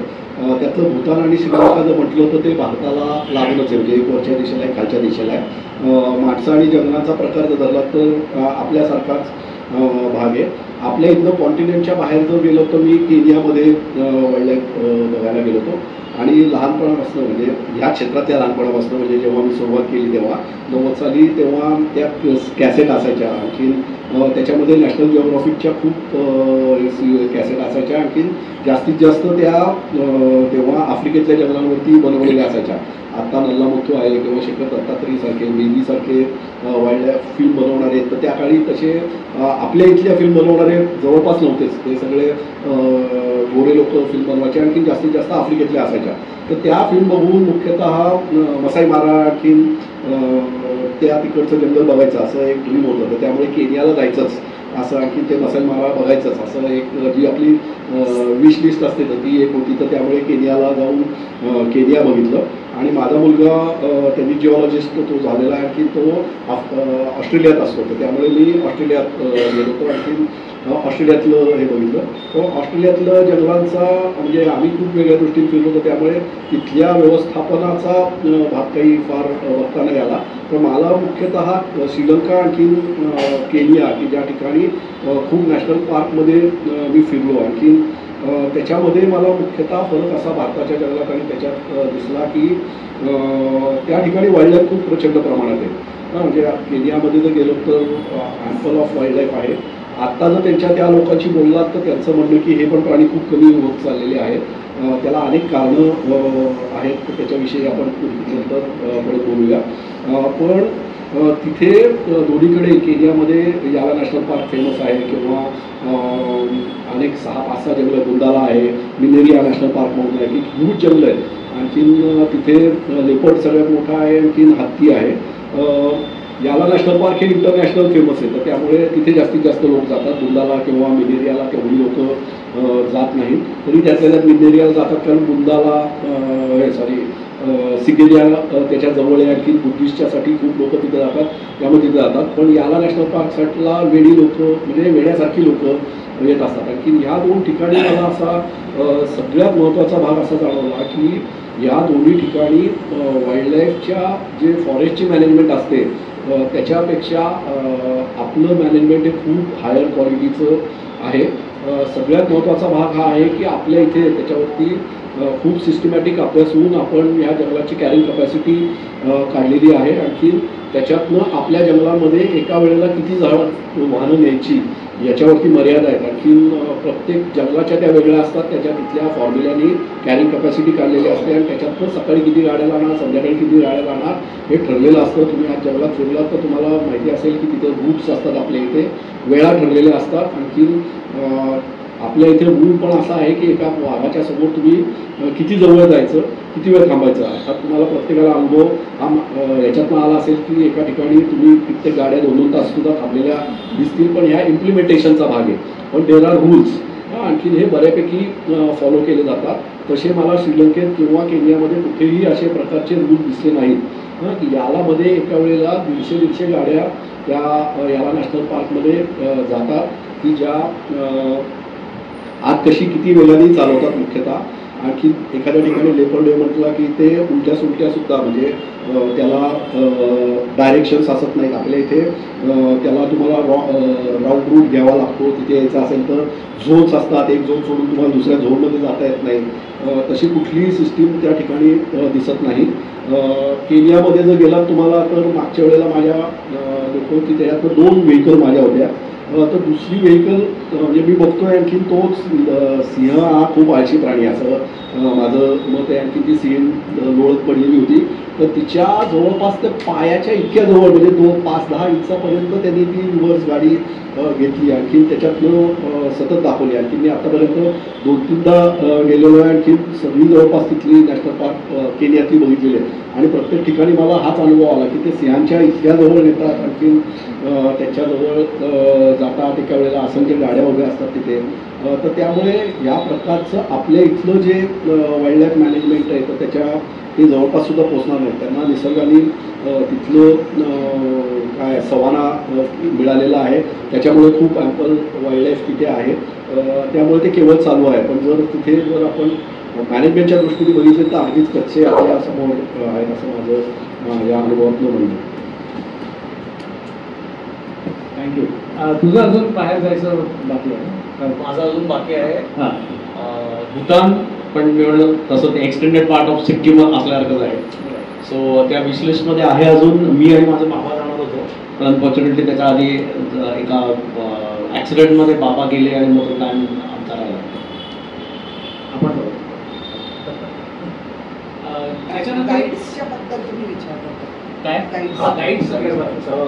गाईड्समध्ये वाईल्ड लाईफच्या याच्यामध्ये ना तिथे असं आहे की आपल्या इथे ना गाईडचं जर बघायला गेलो तर आपल्या इथे स्थानिक लोकांना गाईड म्हणून घेतलं जातं. आणखीन त्याचे फायदे तोटे अनेक आहे बरं का. म्हणजे त्याच्यावरती आपल्याला अनेक विषयावरती बोलता येईल, त्याच्यात अनेक दोन्ही बाजूनी बोलता येईल. पण गव्हर्नमेंटनी स्थानिक लोकांना रोजगार देऊन आपल्या जंगलाकडे त्यांनी कॉन्झर्वेशनच्या दृष्टीने बघावं याच्यासाठी गाईड आपल्या इथे स्थानिक निवडलेले असतात. त्याचबरोबर त्याला आता अजून त्या प्रत्येकाला त्याच्यातनं पैसे मिळावे म्हणून रोटेशनची सिस्टीम केलेली असते. आणखीन त्यामुळे एक गाईड असेल तर पुढच्या वेळेला ते नंबरप्रमाणे जातात. त्याच्या विरुद्ध केनियाला जे आहेत तर त्यांच्या इथे सेपरेट गाईडच नसतो. तो जो गाडी ड्राईव्ह करत असतो तर तोच तुमचा गाईड म्हणून काम करतो. आणखी त्यामुळे त्याच्यातनं तिथल्या स्थानिक माणसाला त्याच्यात अजून एक नवीन एम्प्लॉयमेंट तयार झालेली आहे असं होत नाही. आणखी मग तो गाईड जो ड्रायव्हर असतो तर तो तुमचा नैरोबीला आपण उतरलो म्हणजे केनियाचं उदाहरण दिलं तर नैरोबी इंटरनॅशनल एअरपोर्ट आहे तिथे तुम्हाला ती गाडी घ्यायला येते. आणखी बहुसंख्य ड्रायव्हर हे तिथलेच असतात म्हणजे कारण दररोज तुम्हाला तिथलं पिकअप हे करायचं तर त्यामुळे मूळचे ते कुठले तरी असतील पण आता सेटल झालेले आहेत ते सगळे जवळपास नैरोबीतलंच आहेत. तर त्यामुळे स्थानिक लोकांना याच्यातनं मॅनेजमेंटमध्ये रोजगार मिळणं हे तिथे शक्य होत नाही. जे आपल्या इथे खूप मोठ्या प्रमाणात केलं जातं की जे गाईड आहेत, जिप्सी ड्रायव्हर्स आहेत तर हे सगळं आपल्या इथे केलं जातं कॉन्झर्वेशनच्या दृष्टीने हे केलं जातं. ऑस्ट्रेलियातला मात्र गाईडचा माझा एक अनुभव वेगळा आहे. आणि अनुज आम्ही जेव्हा गाईडचं ट्रेनिंग देतो ना तर त्याच्यामध्ये जास्त करून त्या म्हणजे तो गाईडचा माणूस म्हणून त्याच्याकडे कसं डेव्हलप व्हायला पाहिजे हा भाग अनुज जास्त घेतो. आणखीन त्यांनी काय पद्धतीने बोललं पाहिजे लोकांशी, जंगलाचं नॉलेज कसं तुम्ही डिलिव्हर केलं पाहिजे याविषयी तो सांगत असतो. आणि त्याच्यामध्ये त्यांनी 2 गोष्टी सांगितलेल्या माझ्या पक्क्या लक्षात आहेत. एक तर त्यांनी सांगितलं होतं की तुम्ही जंगलात जाताना 3 तास असतात, आणखी वाघ काही तुमच्यासमोर सतत असणार नाही. तर त्यामुळे तुम्ही जंगलामध्ये जर गेलात तर जंगलामध्ये अशी असंख्य झाडं असतात, पूर्वापार ते जंगल तिथे आदिवासी राहत आलेले असतात, आणखी कुठे देऊळ असतं, कुठे काय असतं, आणि त्याच्या इंटरेस्टिंग स्टोरीज त्यांच्या कल्चरमध्ये असतात. तर ह्या जर तुम्ही लोकांना सांगितल्या तर त्या तुम्ही लोकांना त्या जंगलाशी कनेक्ट करू शकाल. तर ते तुम्ही लोकांना सांगत जा की ह्या भागामध्ये आता आपण इथे पोहोचलेलो, हा अमुक अमुक भाग आहे, आणखी याचं असं असं आहे वगैरे, अशा पद्धतीने तुम्ही सांगा, असं तो नेहमी त्यांना सांगत असतो. आणि अजून एक त्यांनी शेवटी सांगतो की आपण जंगलात बघून येतो आणि प्रत्येक वेळेला वाघ दिसत नाही, किंवा नेहमी लोकांची रिॲक्शन असते कुछ नहीं देखा. तर कुछ नहीं देखा हे त्यांनी म्हणू नये ह्याच्यासाठी तुम्ही जंगलाचं कारण टाईम त्यांना नक्की माहिती आहे की आपण आत्ता ज्या पॉईंटला आहे तिथपासून गेटवरती यायला किती वेळ लागणार आहे, की जो अंदाज आपल्याला असत नाही. तर ते संपत आलं असताना शेवटची एक 10 मिनिटं तुम्ही आज आपण काय काय बघितलं, की ही झाडं बघितली, हे पक्षी बघितले, हे प्राणी बघितले, म्हणजे वाघ हा अपाट, तर ही तुम्ही त्यांना सांगा. हां, म्हणजे याच्यातनं तो जाताना आपण आज एवढ्या गोष्टी बघितल्या हे मनात घेऊन उतरेल, आणि जरी मध्ये वाघ नाही दिसला तरी तो खुश नाही देखा असं म्हणणार नाही. तर हे तो सांगतो. आणि हे मला ऑस्ट्रेलियामध्ये बघायला मिळालं. तर तिथे मी ह्याच्यामध्ये सिडनीला जो तिथल्या जो पुलावरती जाणं, तर ते एक भन्नाटच प्रकरण आहे. म्हणजे तो पूल असा आहे की आपण भारतीय माणसाच्या दृष्टीने किरकोळ त्या चढण्यावरती, पण ते युरोपियन लोक तिथले असल्यामुळे त्यांचं माणसाचं त्यांचं महत्त्व फार असतात. किंवा तिथे तर तुम्हाला बेल्ट लावतात आणि अर्धा तास ट्रेनिंग देतात. म्हणजे मी सतत विचार करतो कशाला चाललं एवढं ते, मला पुलावरती जिना, तर आणखी जिना पण केल्यावर काय, म्हणजे असंही नाही की रोपावरती टांगून जायचं वगैरे वगैरे. तर आपल्या दृष्टीने काहीच ॲडव्हेंचर नाही आहे, पण त्यांच्या दृष्टीने ते खूप आहे. म्हणजे वर्ण पडलं तर काय वगैरे वगैरे असं त्यांनी हे केलं असेल. आणि इथे मग असा ते पट्टा लावतात, आणखी इथे एक असं त्याला हुक असतो, आणि अख्ख्या ब्रिजवर त्यांनी त्याला असं इथे एक असं चॅनल केल्यासारखं केलेलं आहे. त्यात तो हुक अडवायचा आणि तो असं हातात धरून चालायचं, म्हणजे तो तुम्ही पडलात तर त्याच्यावरती लटकाल, असं हे आहे. तर हा बाजू सोडून पण ती मध्ये गेल्यावरती मग खाली सिडनी हार्बरच्या काय काय गोष्टी दिसायच्या. तर ती वरनं ती जी लेडी आमची गाईड होती, तर ती तिथनं मग इंटरेस्टिंग स्टोरी सांगायची की इतक्या वर्षी इथे ब्रिटिश आले, मग त्यांनी हा तो समोर एक किल्ला दिसतोय तो कसा बांधला, ते खाली हार्बर येथे कधी केलं वगैरे वगैरे. खूप इंटरेस्टिंग स्टोऱ्या तिने सांगितल्या. तर मला तेव्हा परत तिथेही आमची आठवण झाली की हेच तर आम्ही सांगतोय की हे गाईडने सांगणं गरजेचं आहे. आणखी दुसरं आम्ही केन्सला गेलो होतो, आणि तिथे केन्सचं एक रिव्हर आहे, की तिथे बर्डच्यासाठी एक हे आहे, खूप सुंदर बर्डिंग आहे. तर तिथे आम्ही गेलो. आणखी परत येताना त्या गाईडने आम्हाला शेवटी 15 मिनिटं राहिली असताना त्यांनी सुरुवात केली, क्रोकोडाईल दिसते, मग अनेक बर्ड्स आहे. तर आज आपण काय काय बघितलं हे त्यांनी मला तिथे सांगितलं. परत एकदा मला अनुष्ठ तिथे आठवला आणखी हे की हे तो कसं सांगतायत. आणखी हे आपले गाईड याच्यात थोडेसे कमी पडतात. हे म्हणजे ते किती सांगितलं तरी अजूनही ते मधल्या इंटरेस्टिंग स्टोऱ्या सांगत नाहीत. आणखी हे शेवटचा भाग ते अजूनही सांगायला कमी पडतात. तर त्या ठिकाणी मला असं वाटलं की ते गुण आपण त्यांच्याकडनं घेतले पाहिजे. थँक्यू. याच्यात मध्येच मला एक छोटासा अनुभव मला सांगायचा इच्छा आहे की टांझानियामध्ये आम्ही एक 12 जण होतो, आणि हे 12 लोक माझ्याबरोबरची केवळ मज्जा करायला आली होती. त्यांना वाईल्ड लाईफ म्हणजे एक टिकमार्क करायचं होतं फक्त. पण आमचा तो गाईड इतका सिन्सिअर होता, ड्रायव्हर कम गाईड. तो रोज संध्याकाळी सफारी संपली की आम्हाला सगळ्यांना लॉबीमध्ये बसवायचा, स्वतःचं बुक काढायचं आहे असं गाईड बुक, आणि प्रत्येकाला सांगायचं हा पक्षी आज आपण बघितला, हा प्राणी असा बघितला. अर्धा तास तू स्वतः लेक्चर द्यायचा त्या याच्यामध्ये की तुम्ही आज बघितलं, कारण तुम्ही उद्या फीडबॅक जेव्हा लिहिणार आहात की मी काय काय बघितलं हे माझ्याबद्दल तुम्ही चांगलंच लिहिलं पाहिजे. हा रोज त्याचा सिन्सिअरली संध्याकाळचा कार्यक्रम असायचा. अशा तऱ्हेचं तुम्ही करताय, खरोखरच उत्तम. याच्यानंतर आता भटकण्याची भरपूर हे झाली, कारण भटकणारा माणूस एका जागी बसणं हे अत्यंत अवघड असतं. आणि एका जागी बसणं याच्यासाठी की या दोघांनीही भटकण्याबरोबर त्यांच्या अनुभवावरती वेगवेगळी पुस्तकं लिहिलेली आहेत. अनुजचं अरण्यनाद नावाचं एक पुस्तक आहे. त्याच्यानंतर महाराष्ट्रातील सस्तन वन्य प्राणी याचं संकलन आहे. महाराष्ट्रातील साप याचं प्रकाशन आहे. श्रीध महाजन सर लिखित आपले वृक्ष भाग 1 आणि भाग 2. त्याच्यानंतर निसर्गायन मासिक या इत्यादींची प्रकाशन आहे. त्याच्यानंतर तुम्हाला आठवत असेल की वर्तमानपत्रात रानभूल नावाची एक सिरीज सकाळमध्ये त्यांनी लिहिलेली आहे. याचबरोबर राजीव पंडित सरांचं पुस्तकं जी आहेत ती सप्तक मगाशी मी सांगितलं, त्याच्यात रानबोली, मंतरलेल्या रानवाटा, घराणी प्राण्यांची, निसर्गपूर्ण, मोगर कसाचे पक्षी, Pune wilderness, mammals of Maharashtra, असं काही राहिलं. तर या हे भटकंती एकीकडे, मला स्वतःला एका जागी बसणं फार अवघड होत असे पूर्वी कोविडच्या आधीच्या काळात, कारण मी वर्षातले 200 दिवस फिरत असे, 200 सव्वा 200 दिवस. पण अशा ठिकाणी बसून म्हणजे पुस्तक लिहावं किंवा काहीतरी याच्या मागची प्रेरणा काय होती की, आणि सगळ्यात महत्त्वाचं भटकताना या प्रकारच्या गोष्टी तुम्ही नियमित ठेवता काय, कारण नंतर आठवत नाहीत आपल्याला कुठल्या गोष्टी कशा केलेल्या असतात. सो डायरी लहानपणापासून मेंटेन करतो आणि ही सगळी सवय किरण पुरंदरांनी लावलेली. एक आमच्या दोघांना जाणवलं की ट्रेनिंग घेतल्यानंतर रेफरन्स बुक काही नसायचं आणि रेफरन्स बुक असायचं ते जाड एकदम, आणि त्यातनं आपल्याला कुठले पक्षी दिसत आहेत तर ते स्कॅन करणं हे खूप अवघड जायचं आणि दुर्दैवाने सगळी माहिती इंग्रजीत असायची. सो मराठीमध्ये समोर गोंड मित्र आहेत आपले आणि त्यांना तुम्ही इंग्लिशमधनं शिकवताय, इंग्लिशमधलं मटेरियल देताय की आयुष्यात त्यांनी कधी इंग्लिश वाचलं नाही, पाहिलं पण नसतील. सो आम्हाला असं वाटलं की मराठीमध्ये यांच्यासाठी रेफरन्स काहीतरी असावं, काहीतरी पुस्तिका असावी, मार्गदर्शक एक गाईड असावं. तर म्हणून दोघांनी मिळून गाईडनं काय उपयुक्त पडेल तर याच्यासाठी मंतरलेल्या वाटा असं एक पुस्तक केलं आणि ते राज्यातल्या सगळ्या गाईड्सना फ्री ऑफ कॉस्ट दिलं. सो त्याच्यामध्ये थेरॉटिकल पार्ट जास्ती होता आणि थेरी कशी होती ते एकदम सिम्पल की आपण जेव्हा झाडांबद्दल बोलतो तर बुश कशाला म्हणायचं, झाड कशाला म्हणायचं, गवत कशाला म्हणायचं, क्लाइंबर कशाला म्हणायचं, किड्याची परिभाषा व्याख्या काय आहे, सस्तन प्राणी म्हणजे कोण, पक्षी म्हणजे काय. सो अशी छोटी छोटी माहिती आणि त्यातनं थोडक्यात त्याचे रेफरन्सेस, त्याचे एक्झाम्पल्स असं देऊन एक पुस्तक केलं. नंतर असं जाणवलं की हे झालं थेरी पार्ट, म्हणजे ट्रेनिंग दिल्यानंतर काहीतरी हातात पाहिजे म्हणून ते दिलं. पण दुसरं त्याचबरोबर की बराच वेळा असं असतं की एखादा पक्षी उडून जातो आणि गाईड सांगतो की अरे तो टाकाचवर गेला. सो तो दिसतो कसा तर टुरिस्ट नुसतंच मान हलवतो, तर त्याला परत विचारलं सांग बरं कसं, तर त्याला सांगता येत नाही. मग तो पक्षी कसा दिसतो तर त्याच्यासाठी एक छोटं हँडी बुक असावं म्हणून आम्ही रानभूल या नावाने, रानभूल नाही काय मला जातो नाही आता, सो रानभूल एका अजून एक पुस्तकाची निर्मिती केली ज्याच्यामध्ये फोटोग्राफिक बुक होतं ते की महाराष्ट्रात दिसणारे कॉमन पक्षी, म्हणजे कुठलं तरी एकदाच दिसलेला स्ट्रॅगलर बर्ड असलं नाही घेतलं. So common birds found in Maharashtra forest. So आपल्याकडे जवळजवळ 52 wild life sanctuary, 27 conservation reserve, 6 व्याघ्र प्रकल्प आहेत.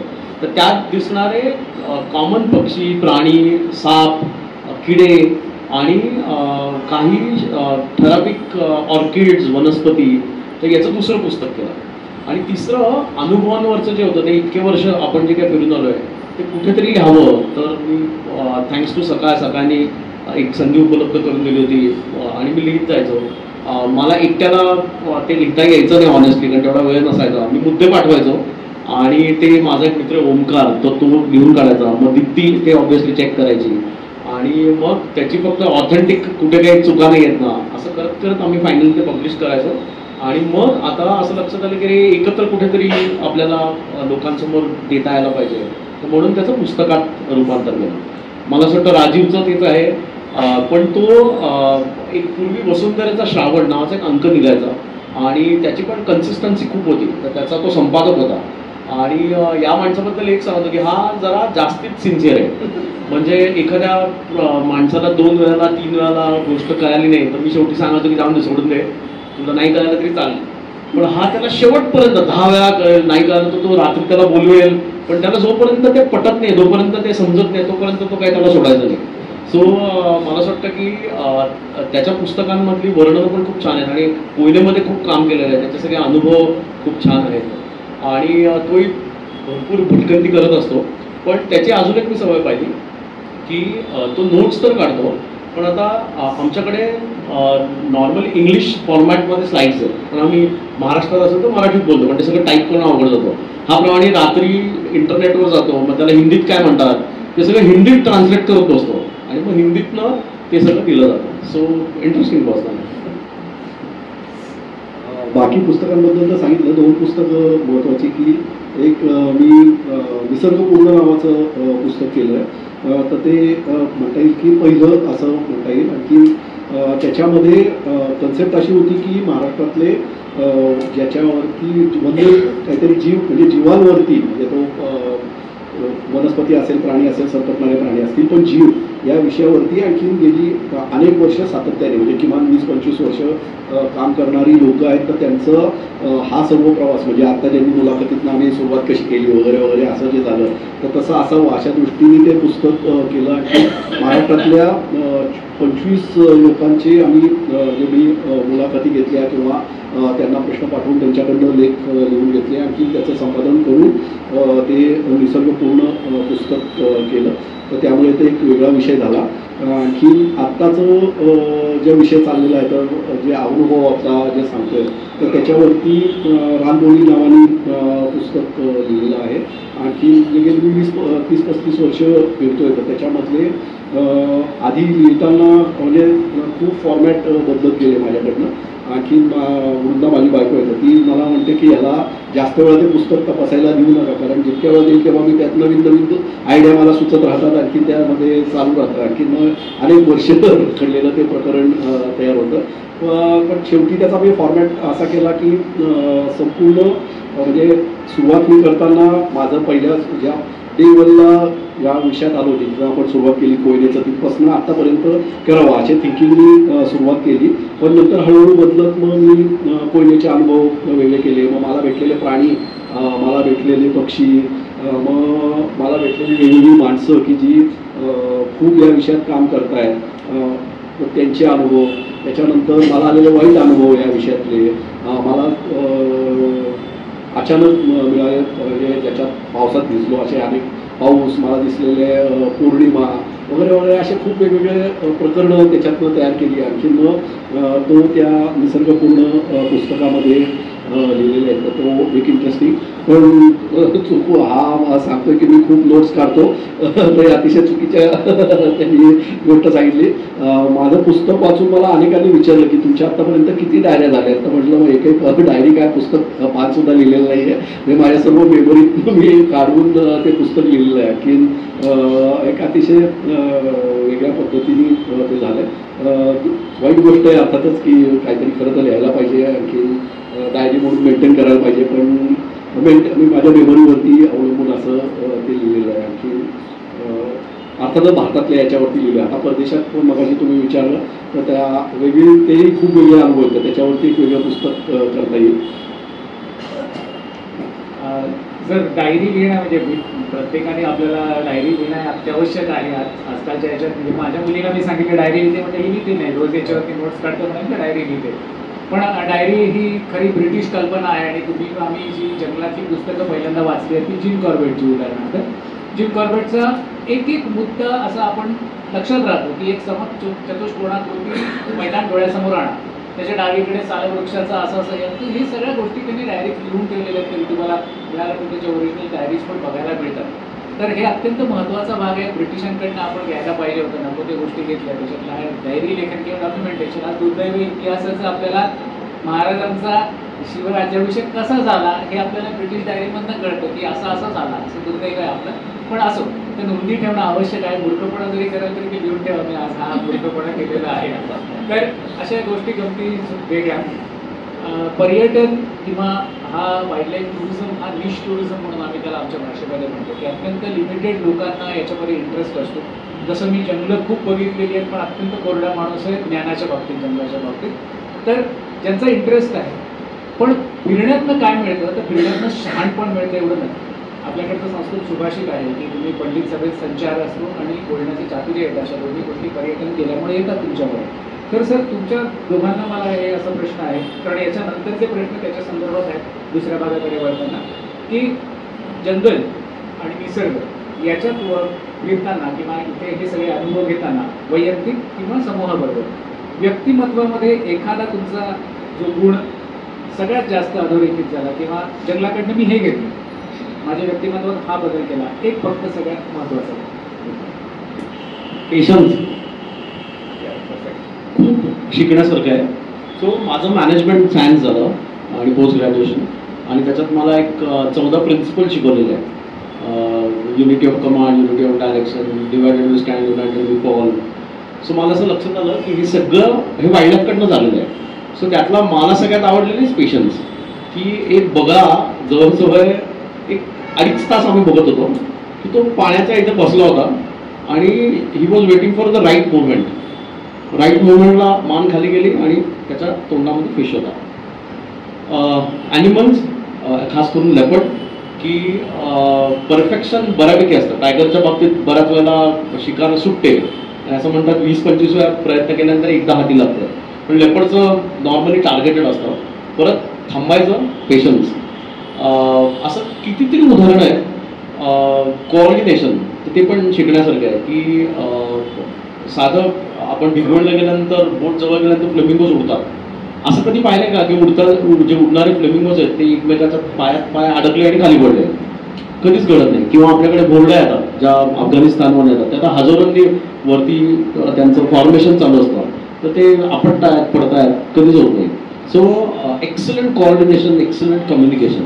सो मला असं वाटतं जेवढे मॅनेजमेंट प्रिन्सिपल्स आहेत तर ते सगळे शिकण्यासारखे आहेत. आणि मला एकच त्यातनं लक्षात आलं की हे सगळं जे आपल्याला शिकवतात प्रिन्सिपल्स ते सगळं निसर्गाने ऑलरेडी कुठेतरी लिहून ठेवलंय, फक्त ते आपल्याला दिसत नाही. आपला जर का पेशन्स चांगला असेल तर आपल्याला कळतं अरे हे तर already united we stand, divided we fall.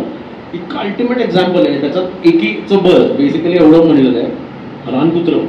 So एक तर रानकुत्र असेल तर कदाचित कुठलाच प्राणी बिघडणार नाही. पण जेव्हा ते ग्रुप्सनी म्हणजे कल्पांनी पॅक म्हणतात त्याला, पॅकनी वावरतात, तर तेव्हा वाघाच्या टेरिटरीमध्ये घुसला तर वाघ पण नमतं घेतो. सो परत तेच की united we stand, divided we fall. तर मला असं वाटतं खूप शिकण्यासारखं आहे.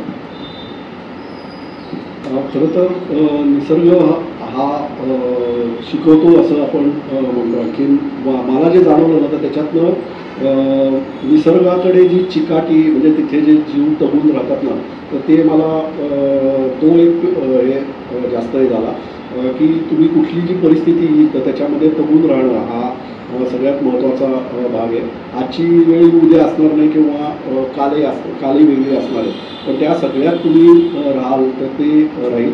व त्याच्यामुळे डार्विनच्या थेअरीवरती त्यांनी जे लिहिलेलं की आपण खूप मिसइंटरप्रिटेशन त्याच्याबद्दल करतो की होईल तो कांबळी असं म्हणजे सर्वायवल ऑफ द फिटेस्ट असं डार्विननी म्हटलेलं आहे असं आपण म्हणतो, पण हे सगळ्यात चुकीचं आहे. डार्विनने असं कुठेही म्हटलेलं नाही आहे. तर त्यांनी असं म्हटलेलं आहे की तो तगेर जो निसर्गाच्या बदलाप्रमाणे स्वतःमध्ये बदल करेल तर तो तगेल. त्यामुळे खूप हुशार आहात म्हणून तुम्ही तगाल असं नाही, खूप बलवान आहात म्हणून तुम्ही तगाल असं नाही. तर त्यामुळे तो जो महत्त्वाचा मुद्दा आहे ना तर तो माझ्या दृष्टीने मी निसर्गाकडनं शिकलेला सगळ्यात महत्त्वाचा मुद्दा असं मानतो. पेशन्स, कोऑर्डिनेशन, कम्युनिकेशन आणि तुमचं लवचिकता अतिशय उत्तम टेकअवे आहे. आता तुमचं दुसऱ्या टप्प्याकडे म्हणजे आपण आता तुमचा एक अभ्यासक म्हणून संशोधक म्हणून एक बघितलं. आता आपण दुसऱ्या भागाकडे कारण व्यक्तिमत्वाचा बदल तुम्ही दाखवला. आता याच्या पुढचा प्रश्न माझा तुमच्या ट्रेनिंग संदर्भात आहे. शहरातनं जाऊन माणसांनी जंगलातल्या लोकांना जंगल कसं दाखवा, जंगल कसं लोकांपर्यंत न्या, कसं वाचवा याचं ट्रेनिंग देणं म्हणजे शेवटी स्थानिकाच्या मनात हा काय आम्हाला शिकवणार असा एक मुद्दा येऊ शकतो याच्यामध्ये. तर तुम्ही या ट्रेनिंग्समध्ये कसे गेलात आणि सगळ्यात महत्त्वाचं ट्रेनिंग हा अत्यंत महत्त्वाचा भाग आहे. कुठल्याही संस्थेला कुठल्याही सिस्टीमला जर पुढे न्यायचं असेल तर ट्रेनिंग अत्यंत आवश्यक आहे कुठल्याही भागामध्ये. तसंच जे आपण असे खावे ते इतरांचे सांगावे, शहाणे करून सोडावे सगळ्यांना असं म्हटलंय समर्थाने. तर तसंच हे पुण्यातनं जाऊन तुम्ही मध्य प्रदेशच्या वेगवेगळ्या भागांमध्ये, महाराष्ट्राच्या वेगवेगळ्या वाईल्ड लाईफ सँच्युरीमध्ये नुसतेच अभयारण्यातल्या गाईड्सना नाही तर जी स्पेशल टायगर प्रोटेक्शन ग्रुप्स आहेत यांना पण ट्रेनिंग देतात. याच्यातले काही अनुभव आणि याच्यातनं काही यशोगाथा आहेत का त्या जे तुम्हाला इथे आमच्याशी शेअर करा? सो ट्रेनिंग फार इंटरेस्टिंग आहे.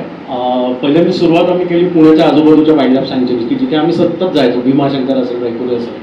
सो तिथे असं लक्ष द्यायचं की फक्त त्या प्राण्याबद्दल बोलतात. म्हणजे भीमाशंकर असेल तर शेकरू फक्त, आणि काम काय तर हे शेकरू आणि शेकरूचं घरटं याच्या पलीकडे काही माहिती नसायची. पण मग नेचर ट्रेल कसा लीड करायचा म्हणजे आपल्याला नेहमी किरण म्हणतो ट्रेकिंग आणि ट्रेलिंगमध्ये फरक आहे. चालत चालत बघणं आणि बघत बघत चालणं. सो आम्ही सगळे बघत बघत चालणार होतो. 1 किलोमीटर चालायला 3 तास लागतील, पण जे दिसतंय छोट्या छोट्या घटकांची माहिती देत जाणं.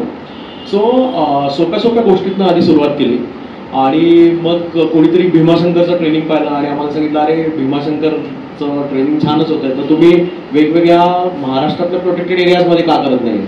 सो पूर्वी जे ट्रेनिंग व्हायचं आहे तर ते तिथलेच कोणीतरी ऑफिसर्स घ्यायचे पण फरक असा पडायचा की आम्ही टुरिझममध्ये असल्यामुळे बऱ्याचशा ठिकाणी फिरायचो आणि मग लक्षात यायचं, अरे इकडचं जे चांगलं आहे ते कदाचित आपल्याला आपल्या लोकांना सांगता येईल. तो अशा वेगवेगळ्या ठिकाणून तिकडच्या जेवढ्या चांगल्या गोष्टी आहेत त्या एकत्र आणून त्याचं एक कॅप्सूल तयार केलं, मॉड्यूल तयार केलं आणि मग ते लोकांसमोर मांडलं आणि ते लोकांना ॲप्रिशिएट व्हायला लागलं.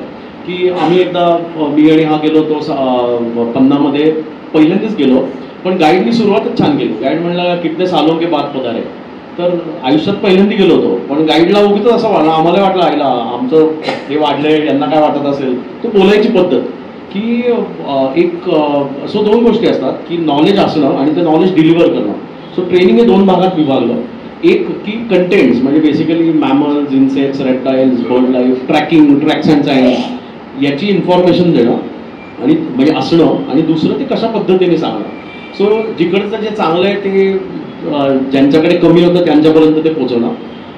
नंतर असं लक्षात आलं की अरे आपण महाराष्ट्रात तर हे करतोय, लोकांना आवडायला लागलं. आणि मग असं लक्षात आलं की क्लासरूममध्ये निसर्ग शिकवता येत नाही.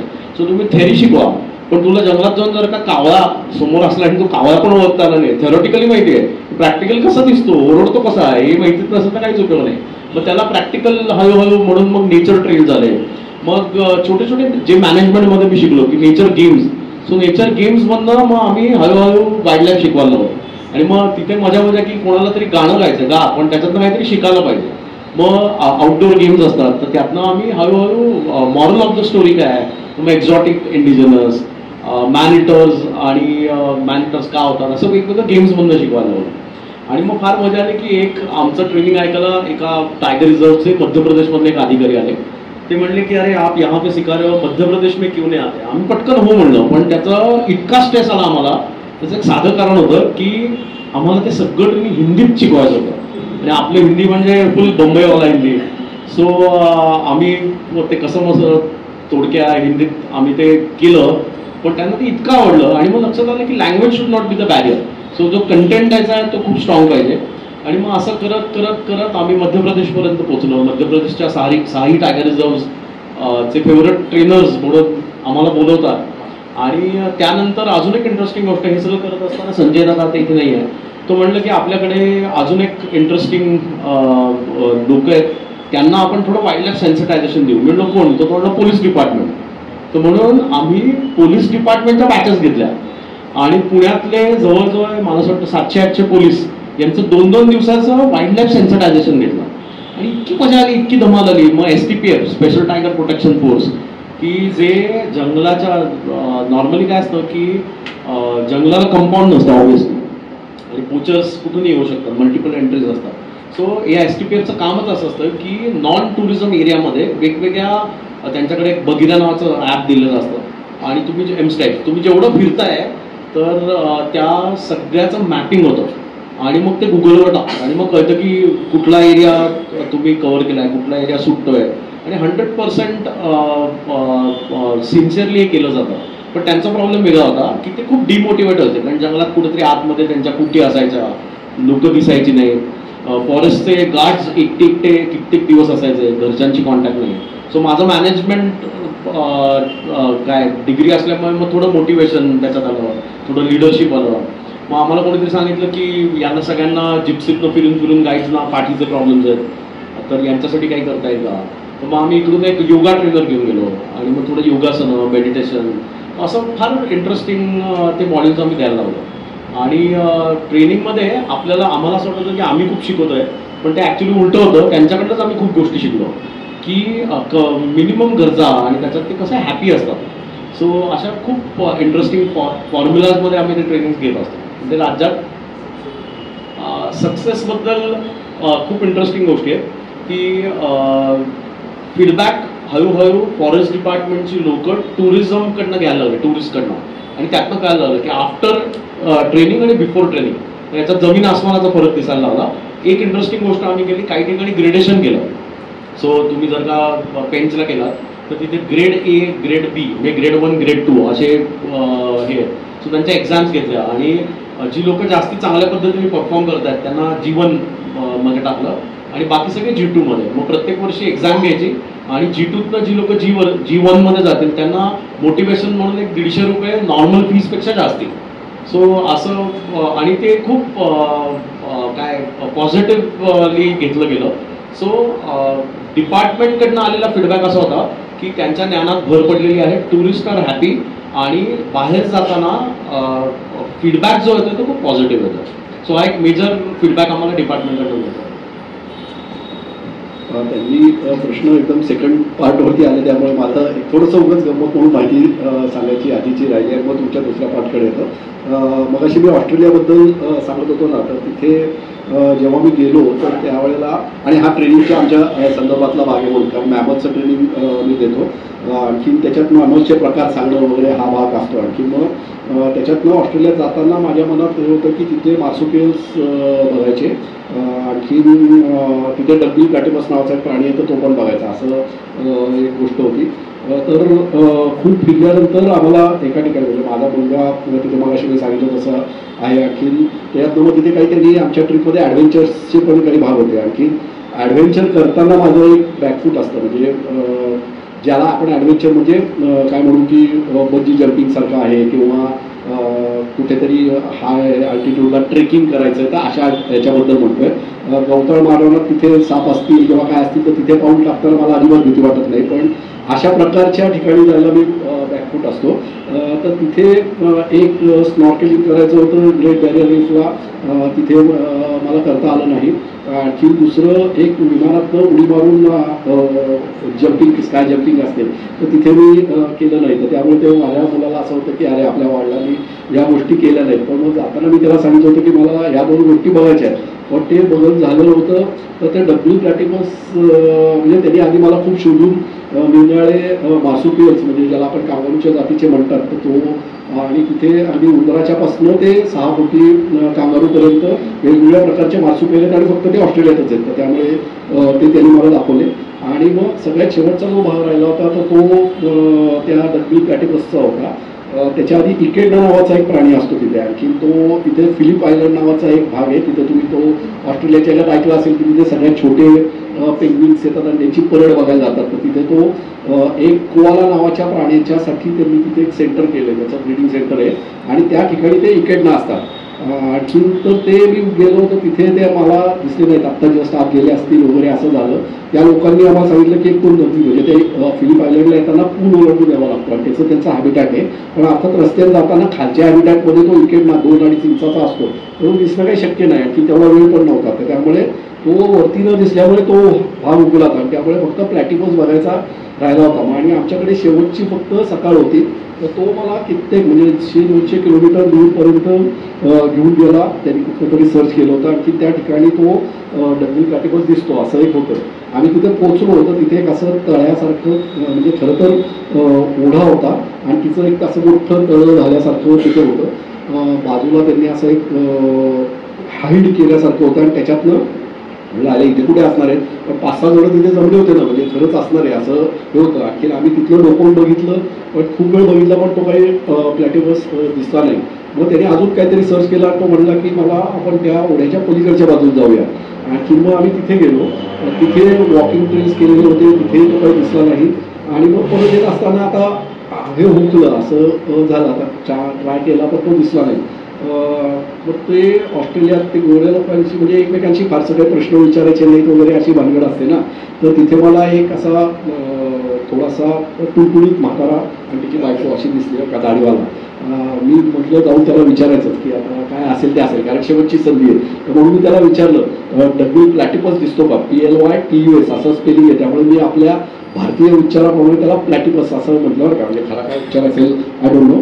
तर तो म्हणला डू यू मीन प्लॅटुपस, हां तिथे यू प्रमाणे उच्चार करतात, खरं तर यू नाही आहे प्लॅटुपस. हां म्हटलं येस. हां तर तो मला त्यांनी मग अजून हे केलं की तो म्हणे सकाळी लवकर दिसतो, तुम्हाला त्याला उशीर झालेला आहे, त्याचं सकाळी किंवा संध्याकाळी असतो वगैरे वगैरे त्यांनी सांगितलं, बऱ्याच गोष्टी केल्या. तो गेला निघून, म्हटलं तर आता 100% चान्स गेला. आणखी मग मला आपलं एक दिसलं, माझ्या उत्साह असल्यामुळे की बाजूला काहीतरी असं इंजिन मशीनसारखं जुनं काहीतरी पडलं होतं, ते बघितलं. तर तिथे त्यांनी एक ते पूर्वी तिथे रेल्वेला टाकायच्यासाठी स्टीम इंजिन आणलं होतं वगैरे, त्याचा इतिहास टिपिकल काय काय छोट्या गोष्टींना ते इतकं मोठं करतात ना की आपल्या भारतीय तर आपण काही इतकं लक्ष देत नाही, पण त्यांनी लिहिलं होतं आणि ते वाचून एक 15-20 मिनिटं गेली. पण आणि मग आम्ही बाहेर आलो तर तेवढ्यात तो माणूस पळत आला बरं का. आणखी तो मला म्हटला तुझ्या प्लॅटफॉर्म दिसतोय, हा म्हणजे त्याला काय वाटलं म्हणजे माझ्या बोलण्यात आणखी त्याला का असं झालं माहीत नाही. तर तो आला, त्यांनी मला तो घेऊन गेला आणि तिथे त्यांनी तो मला प्लॅटफॉर्म दाखवला. आणखीन त्याच्यानंतर मग आम्ही बोलणी केली. आणखीन तो म्हणजे भारतात 6 महिने येऊन राहिला होता. आणखी तिथे सुद्धा तो कित्येक महिने म्हणजे एकेका भागात जायचा आणि कित्येक महिने राहायचं. आणखीन असं ट्रेन पूर्ण ते भाग बघायचा, अशा मेंटॅलिटीचा तो माणूस होता. तर तो प्लॅटोपस बघण्याचं म्हणजे तुम्हाला एवढी मी स्टोरी म्हणजे तो किती असतो, तर तो एक एवढा लांबीचा प्राणी असतो. त्याला बदकाच्या चोचीसारखं हे असतं, त्यामुळे बदक चोच्या म्हणतात. पण मी जेव्हा मॅमल शिकवतो ना तर तेव्हा त्याच्यामध्ये मॅमलचे 3 प्रकार आहेत. तर त्याच्यामध्ये एक आपल्या इथे जे दिसतात म्हणजे माणसापासून ते हे आफ्रिकेतले प्राणी आहेत, तर त्याला प्लॅसेंटल म्हणतात. म्हणजे आईच्या पोटामध्ये गर्भाशयामध्ये प्लॅसेंटा असतो आणि त्याला वार जोडून केलेले असे आपले असतात. मार्सुपियल म्हणजे ज्याच्या आईच्या पोटावरती पिशवी असते ते फक्त ऑस्ट्रेलिया म्हणजे त्या खंडात सापडतात. आणि डब्ल्यू प्लॅटिपस आणखीन इकेडना, इकेडनाच्या 4 जाती आहेत. आणखी डब्ल्यू प्लॅटिपसमध्ये एकच आहे, हे मोनोट्रिम्स आहेत. आणि हे फक्त 5 प्राणी आहेत की जे अंडी घालतात मॅमल असून. आणखीन अंडी घालणारे असे ते प्राणी आहेत.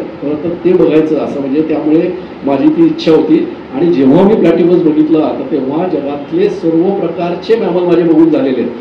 तर त्यामुळे भारतात 400-500च्या आसपास असतील, जगात 5000च्या आसपास असतील, सगळे प्राणी बघितलेत असं मी म्हणणार नाही. पण आहाराप्रमाणे शाकाहारी, मांसाहारीमध्ये स्कॅव्हेंजर असतील किंवा इन्सेक्टिव्हर्स असतील, शाकाहारीमध्ये फ्रुगिव्हरस असतील, हे सगळे प्राणी माझ्या बघून झालेले आहेत.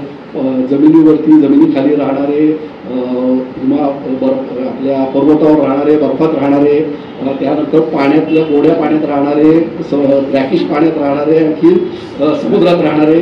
आणि आता हे 3 प्रकारचे असे सगळं प्राणी जेव्हा डब्ल्यू प्लॅटिपस बघितला तेव्हा बघून झाले. त्यामुळे माझ्या आता त्या दृष्टीने म्हणून मला तो प्लॅटिपस बघायचा होता आणि माझ्या मुलामुळे केवळ हे मला शक्य झालं. तर त्यामुळे तो माझ्या दृष्टीने एक आनंदाचा क्षण होता. कमी बॅक आता ह्या दुसऱ्या याच्याबद्दल म्हणजे खरं तर मधला वेळ खाल्ला. तर ह्याचं ट्रेनिंग देताना ना की खरं तर त्यांनी जे शेवटचं वाक्य सांगितलं ना की आम्ही त्यांच्याकडनं जास्त शिकलो, म्हणजे ती प्रोसिजर कशी असते याच्याबद्दल खूप डिटेल सांगितलं. त्यामुळे मी त्याच्यात वेळ घालवणार नाही. पण इथे म्हणजे मग अशी सांगितलं की मी जी सुरुवात केली ना तर ती ॲक्टिव्हिस्ट म्हणून पुण्यामध्ये काम करायला सुरुवात केली. आणखी ॲक्टिव्हिस्टचं आमचं सुरुवातीचं एक धोरण असतं, माणूस गेला तरी चालेल पण प्राणी वाचला पाहिजे. म्हणजे हे तुम्ही अनेक ॲक्टिव्हिस्टकडनं ऐकलं असेल.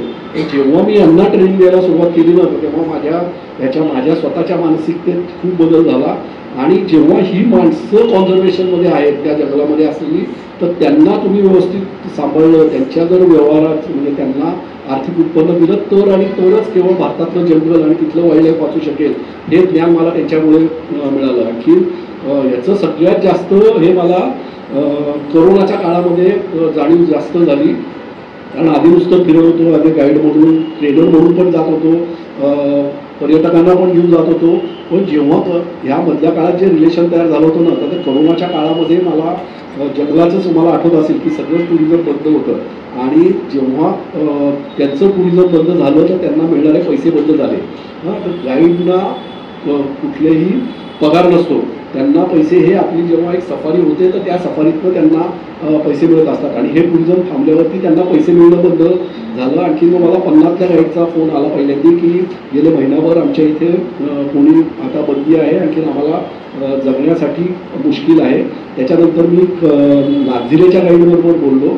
आणखी त्यांनी सांगितलं की आता आम्हाला पैसे मिळत नाहीत, त्यामुळे काही जण हे झाडं तोडायच्या कामाला लागलेले आहेत, काही जण थोडीशी आजूबाजूला शिकार करून छोटीशी म्हणजे मोठ्या प्राण्यांची नाही पण त्या ह्याच्याकडे वळले आहेत. आणखी असं जर कायमचं चालू राहिलं तर हे मोठ्या प्रमाणात जंगलाच्या लॉसच्याकडे वळू शकेल. आणखी मग तेव्हा मला जाणीव झाली की यांना मिळणारे पैसे जे किती महत्त्वाचे आहेत. आणि मग त्यातनं आम्ही दोघांनी इथे पुण्यामध्ये ड्राईव्ह घेतला, लोकांना आवाहन केलं की तुम्ही जंगलात जात असता त्या गाईडना का मदतीची गरज आहे, आणखी त्याच्यातनं आपण ते पैसे देऊया. आणखी मग आम्ही 10 लाख रुपये दोघांनी याच्यातून उभे केले. आणखी महाराष्ट्रातल्या सर्व प्रोटेक्टेड एरियातल्या गाईडना आणि मध्य प्रदेशमधल्या 50च्या गाईडना आम्ही एकेका महिन्याचे पैसे किंवा त्यांना लागणारं रेशन देऊ शकलो. आणखी त्याच्यातनं तो काळातनं आम्ही त्यांना हे केलं. आणखी मग तेव्हा मला खऱ्या अर्थाने जाणीव झाली की ही लोकं नसतील तर ते जंगल वाचणं शक्य नाही. म्हणजे कायदे आहेत एका बाजूला हे आहे तरी शेवटी ही लोकं आणखी ते जंगल यांचा इतका जवळचं नातं आहे, त्यांना आतल्या इतक्या गोष्टी माहिती असतात की त्यांनी जर ह्या जंगलाविरुद्ध गेले तर ते खूप वाईट आहे. तर त्यामुळे ही गोष्ट मी सगळ्यात त्यांच्याकडनं महत्त्वाची शिकलो असं मला म्हणतो. प्लॅटिपस मला वाटतं पुस्तकानंतर शाळेत बदकतोचा तर आजच तुमच्याकडनं ऐकलं पहिल्या प्रकारात एक वेगळ्या प्रकारचा प्राणी डोळ्यासमोर आला असेल तुमच्या पण. पुढचा प्रश्न अनुज तुझ्यासाठी आहे की वन्यजीव पर्यटन म्हणजे कुठल्याही गोष्टीला पर्यटन लावलं ना की आपल्याकडे थोडासा त्याच्याकडे व्यावसायिक दृष्टीने हा पैसे कमावण्यासाठी करतायत वगैरे असं पूर्वी धाडसी पर्यटन होतं जेव्हा ट्रेकिंगमधनं क्लबमधनं लोक व्यावसायिक स्तरावरती ट्रेकिंग करायला लागली तर तेव्हा एक बघण्याचा दृष्टिकोन बदलतो, सरकारी बदलतो, आपला पण बदलतो, माणसाचं जाणाऱ्याचाही बदलतो, क्लब लेवलला होणाऱ्या ॲक्टिव्हिटी आणि व्यवसाय म्हणून होणाऱ्या ॲक्टिव्हिटी. पण मला तुझा प्रश्न असा आहे की वन्यजीव पर्यटन या विषयाचं औचित्य आणि आवश्यकता असं दोन्हीबद्दल प्रचंड वादविवाद आहे की हे पाहिजेच रे, एक जण म्हणतो नकोच रे, काही आवश्यकता नाही याची. तर याच्याबद्दल तुझं काय मत आहे की हे हानिकारक आहे का पर्यावरण पूरक आहे? सो इंटरेस्टिंग क्वेश्चन आहे. टुरिझम, इको टुरिझम किंवा त्याला आता नवीन शब्द पाहिजे तर रिस्पॉन्सिबल टुरिझम हवं आहे का? तर निश्चित हवं आहे. किती पाहिजे? तर ते कंट्रोल वेमध्ये पाहिजे. सो म्हणूनच व्याघ्र प्रकल्पांमध्ये एक आपल्याला परमिट सिस्टम असते, तुम्हाला परमिट बुक करावं लागतं आणि मग किती गाड्या जायच्या याच्यासाठी कॅरिंग कपॅसिटी ठरलेली आहे. कशासाठी पाहिजे? सो 3 गोष्टी त्यामध्ये.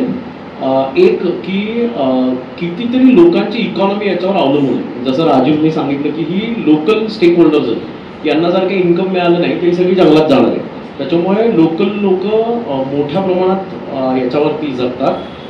व्याघ्र प्रकल्पांचं उदाहरण देऊन सांगतो. आपण जर का ताडोबाचं उदाहरण घेतलं तर आपण जे परमिट्स काढतो, फी भरतो, तर ती जाते कुठे? तर खूप लोकांची अशी कल्पना असते की ती सरकारच्या केंद्रीय जे सेंट्रल ट्रेजर असते ट्रेजरीमध्ये जातात. तर तसं नसतं. हे पैसे जातात कुठे? तर हे सगळे पैसे ताडोबा अंधारी टायगर रिझर्व फाउंडेशनमध्ये जातात. सो हे रजिस्टर्ड फाउंडेशन्स आहेत. किती जातात? तर एक वर्षाचं उदाहरण, मागच्या वर्षाचं जर का इन्कम पाहिलं तर that was 17 crores, which is a huge amount फक्त ताडोबाचं. ताडोबामध्ये जवळजवळ 22 गेट्स आहेत, त्यातले 6 कोर आहेत, बाकी सगळे बफर्स आहेत. या सगळे हे पैसे हे मी तुम्हाला फक्त गेट मनी सांगतो. याच्या व्यतिरिक्त हॉटेल एक कॉन्झर्वेशन टॅक्स भरतो जो पर रूम असतो, तो फाउंडेशनमध्ये जातो. याच्यावर जगणारी लोक, उदाहरण तुम्ही ताडोबा जा, मेळघाट जा, कान्हा, बांधवगड, रणथंबोर कुठलंही उदाहरण घ्या, बाहेरच्या बाजूला मल्टीप्लायर इफेक्ट असतो. सो फॉर एक्झाम्पल तिकडे टपऱ्या आहेत, टपऱ्या चालतात, लोकल लोकांना त्यातनं रोजगार मिळतं. जिप्सी ड्रायव्हर असतो, त्याला त्याच्यातनं इन्कम मिळतं. रिसॉर्ट भले पुण्यातल्या माणसांनी, मुंबईच्या माणसांनी, दिल्लीच्या माणसांनी टाकलं असेल, कामं करणारी लोकल लोक असतात. आतमध्ये फॉरेस्ट डिपार्टमेंटचे वनमजूर असतात, लोकल लोक असतात. तो हे सगळं जर का आपण याचं गणित जर का एकत्र केलं तर साधारण 300 कोटी रुपये, उदाहरण हे मी एक रफ आकडा सांगतोय, एवढा इन्कम हे टुरिझम जनरेट करतं. जस्ट इमॅजिन की याच्यातनं जर का टुरिझम बंद झालं तर 2 गोष्टी होणार आहेत. एक तरी सगळी लोक जंगलात जाणार आहेत आणि जंगलामध्ये ज्या पोचिंगच्या केसेस आहेत तर त्याच्यावरचा जो चेक आहे तर तो पण काही प्रमाणात हा कमी होणार आहे. एखादी गाडी गेली तर एका जिप्सीमध्ये इनडायरेक्टली 6 जण म्हणजे 12 डोळे जातात. So tourism it acts as a watchdog की आतमध्ये काही घटना चुकीच्या घडत असतील तर ते रिपोर्ट केलं जातं आणि मग फॉरेस्ट डिपार्टमेंट त्याच्यावर ॲक्शन घेतं. दुसरं, फॉरेस्ट डिपार्टमेंटचं ओव्हरऑल जर का कॉन्ट्रीब्युशन पाहिलं म्हणजे त्यांना मिळणारं बजेट तर ते हार्डली 2% आहे. वाईल्ड लाईफ डिपार्टमेंट त्याच्याहून कमी आहे, म्हणजे 2% इज फॉर फॉरेस्ट डिपार्टमेंट, त्यातनं काही टक्के फक्त वाईल्ड लाईफ डिपार्टमेंटला येतात. सो हे गणित काही जमत नाही त्या फंड्समध्ये. आणि सगळ्यात महत्त्वाचं की नुकसान भरपाई, ताडोबाचं उदाहरण घेतलं तर जवळजवळ प्रत्येक आठवड्यामध्ये जनावरं मारली जात आहेत. सो त्याला जर का लगेच कॉम्पन्सेट करता आलं नाही तर परत ते बॅकफायर होऊ शकतं. मग हे कॉम्पन्सेशनचे पैसे कुठून येतात? हे सगळे टुरिझममधनं उभे केले जातात, काही DPDCतनं येतात. सो टुरिझम नक्की महत्त्वाचं आहे. फक्त मी म्हणलं तसं ते बॅलन्स्ड पाहिजे, म्हणजे it should not go beyond a control, नाही तर ते टुरिझमचं टेररिझम होऊ शकतं. सो एका वेळेला किती गाड्या, किती वेळेला, कुठल्या कुठल्या एरिया, फॉर्च्युनेटली सुप्रीम कोर्टचा एक रूल आहे 20% फक्त कोर एरियाचं तुम्हाला फिरायची परमिशन असते. That 20% also should keep on changing. So जर का 4 झोन्स असतील ABCD, A आणि B 20% असेल तर मे बी 2 वर्षानंतर AB बंद करून CD तुम्हाला ओपन करता येतो. So everything depends upon management. So tourism पाहिजे का? 100% पाहिजे. एक उदाहरण सांगतो, एका नॅशनल पार्कमध्ये काही प्रमाणात टुरिझम बंद करलं आणि मॅक्सिमम पोचिंग त्या काळात तिथे झालं. सो मी म्हणतो तसं कंट्रोल जो एक फॅक्टर असतो तो टुरिझममुळे खूप उपयुक्त आहे. पाहिजे का? 100% पाहिजे. याबाबत मी 2 गोष्टी सांगेन. एक म्हणजे आपलं वाईल्ड लाईफ आहे तर ते भारतातलं सगळं काही प्रोटेक्टेड एरियात नाही आहे. हां, काही प्रोटेक्टेड एरियात आहे, आणखी खूप जास्त हे अनप्रोटेक्टेड एरियामध्ये आहे. आणखी टुरिझमचं त्यामुळे प्रोटेक्टेड एरियात जाणारे टुरिस्ट आणखी बाहेर अनप्रोटेक्टेड एरियामध्ये जाणारे टुरिस्ट असं 2 कॅटेगरी आपल्याला बघायला मिळतात. त्यातलं जे संरक्षित क्षेत्राच्या बाहेरचं टुरिझम आहे ना तर त्याच्यावरती कुठलाही कंट्रोल नाही आहे, कारण ते निव्वळ पर्यटनासाठी जात असतात. आणखी त्याच्यातनं तिथला वाईल्ड लाईफ जे आहे तर ते खूप मोठ्या प्रमाणामध्ये धोक्यात आलेलं आपल्याला बघायला मिळतं. म्हणजे मी 2-3 उदाहरणं तुम्हाला सांगेन. त्यातलं अंदमानमध्ये जर तुम्ही गेलात तर तिथे हॅवलॉक नावाचं बेट आहे की जे अतिशय सुंदर, आणखी राधानगरी बेट ते जे आहे तर ते एशियातलं सगळ्यात 2 नंबरचं सुंदर बीच आहे वगैरे वगैरे असं तुम्हाला सांगतात. पण त्याच हॅवलॉकवरती तुम्हाला जर त्या हॉटेलमध्ये गेलात आणखी आपल्या जर आजूबाजूच्या ठिकाणी जर फिरला तर तुम्हाला असं लक्षात येईल की त्यांना नियम असे आहेत की त्यांनी त्यांचं जे हॉटेलचं सुएज आहे तर त्याचं डिस्पोजल त्यांनी त्यांच्या इथे करायला पाहिजे असं खरं तर नियम आहे. पण त्याच्यावरती आपल्या इथे नेहमीच काहीतरी जुगाड बनवायचं असं आपल्या भारतीयांची मानसिकता असते. जगभर प्रसिद्ध आहे आपला जुगाड. तर त्यांनी मी बघितलं की त्यांच्या हॉटेलच्या ह्याच्यापासून पाईपलाईन ते टाकतात अंडरग्राऊंड, म्हणजे त्या रेतीच्या खालनं, आणखी ते त्या पाण्यामध्ये त्यांनी नेऊन सोडलेलं असतं. तर त्यामुळे राधानगरीच्या बॅकसाईडची जी किनारे आहेत तर त्या ठिकाणी तिथलं सुएज डायरेक्ट त्या पाण्यामध्ये गेलं तुम्हाला बघायला मिळेल. आणखी त्या ठिकाणी त्याचं नुकसान झालेलं बघायला मिळेल. लेटेस्ट उदाहरण तुम्हाला आत्ता जर बघायचं असेल तर ह्याच्यापाशी जा रविवारचा, म्हणजे आज रविवारी तुम्हाला इथे आढळलेलं आहे. पण आणखीन आता फार पिरियड पण राहिलेलं नाही आहे. तर या कारवी नावाची वनस्पती जी आपल्या महाराष्ट्राचं वैभव 7 वर्षांनी फुलते तर आता मडेघाटात फुललेली आहे. आणखी तिकोणा किल्ल्याच्या इकडे जी कोरीगडच्या खाली तर त्या भागामध्ये प्रचंड फुललेली आहे. आणखी त्या ठिकाणी ते फुललेलं आहे असं कळल्यानंतर, म्हणजे जेव्हा माहीत नव्हतं तेव्हा गेलेले लोक त्यांनी मला सांगितलं होतं, म्हणजे आपल्याला माहिती आहे सगळ्यांना रघुनाथ डोले सर, तर ते तिथे आणखी लाला म्हणून त्यांच्याबरोबर काम करतो. तर त्यांनी मला पहिल्यांदी फोटो पाठवला होता. आणखी त्यावेळेला अर्थात व्हॉट्सॲपवरून ते फ्लॅश व्हायचं होतं तर त्यामुळे ते फक्त तिथे होते. आणखी त्यांनी तिथला सुंदर फोटो पाठवला. आणखी मग मी ट्रेनिंगला गेलो तर वृंदाला आम्ही म्हटलं होतं की तुम्ही तिथे जा म्हणून कारवी बघायला.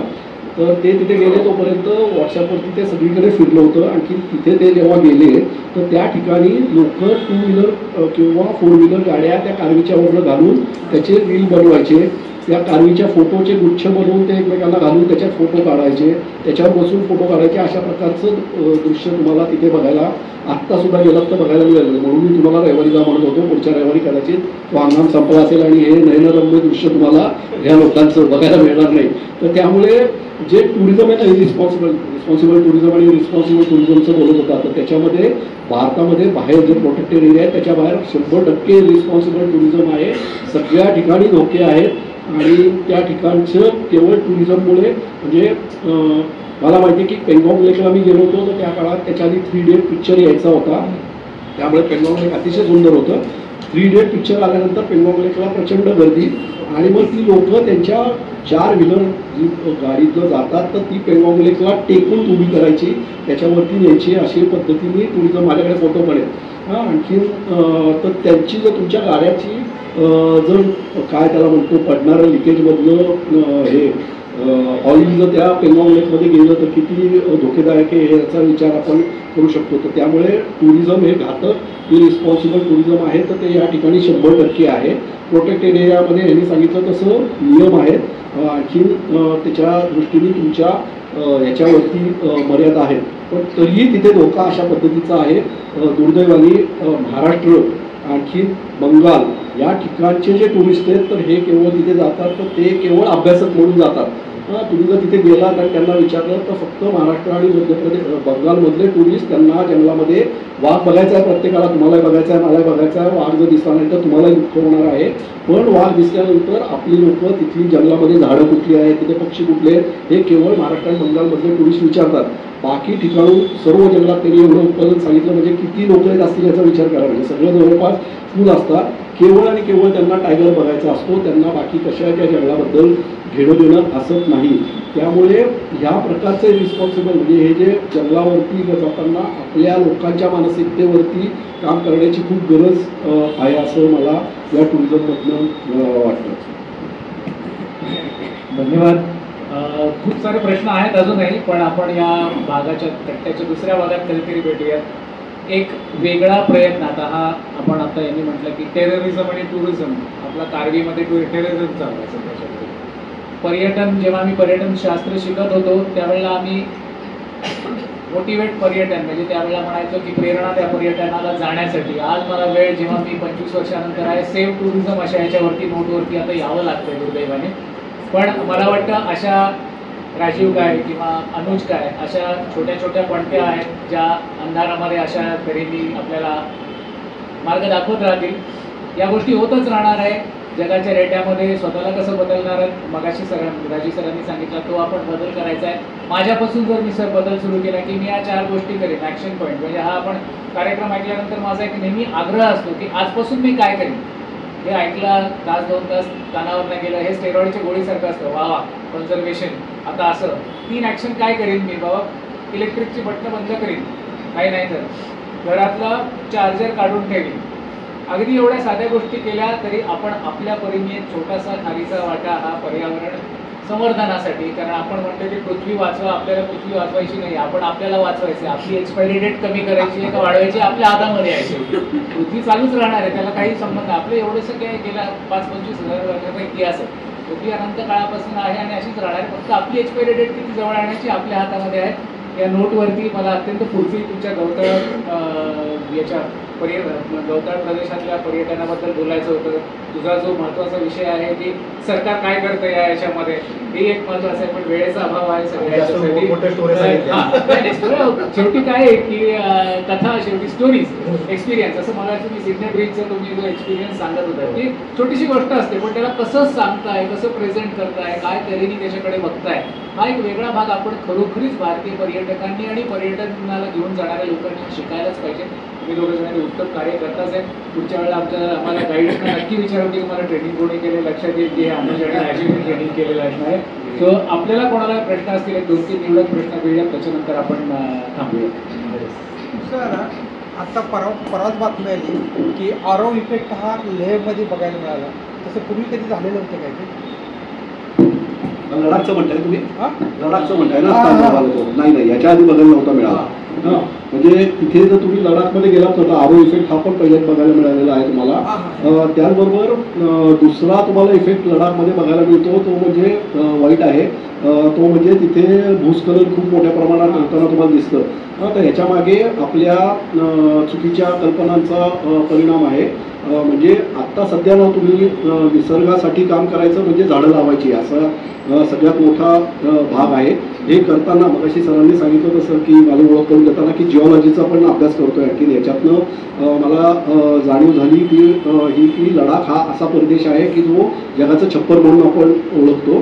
तिथे अतिशय कमी पाऊस होतो, म्हणजे 20 मिलीमीटर वगैरे पाऊस होतो. आणखी तिथे जे पाणी असतं तर ते त्या बर्फाचं पाणी वितळून तिथे खाली तलाव बनतात आणि त्याच्यावरती मग ग्रासलँड तयार होतात वगैरे वगैरे. तर हे पाणी त्या बर्फाचं वितळलेलं आहे. पाऊस हा तिथला पाण्याचा स्रोत नाही आहे.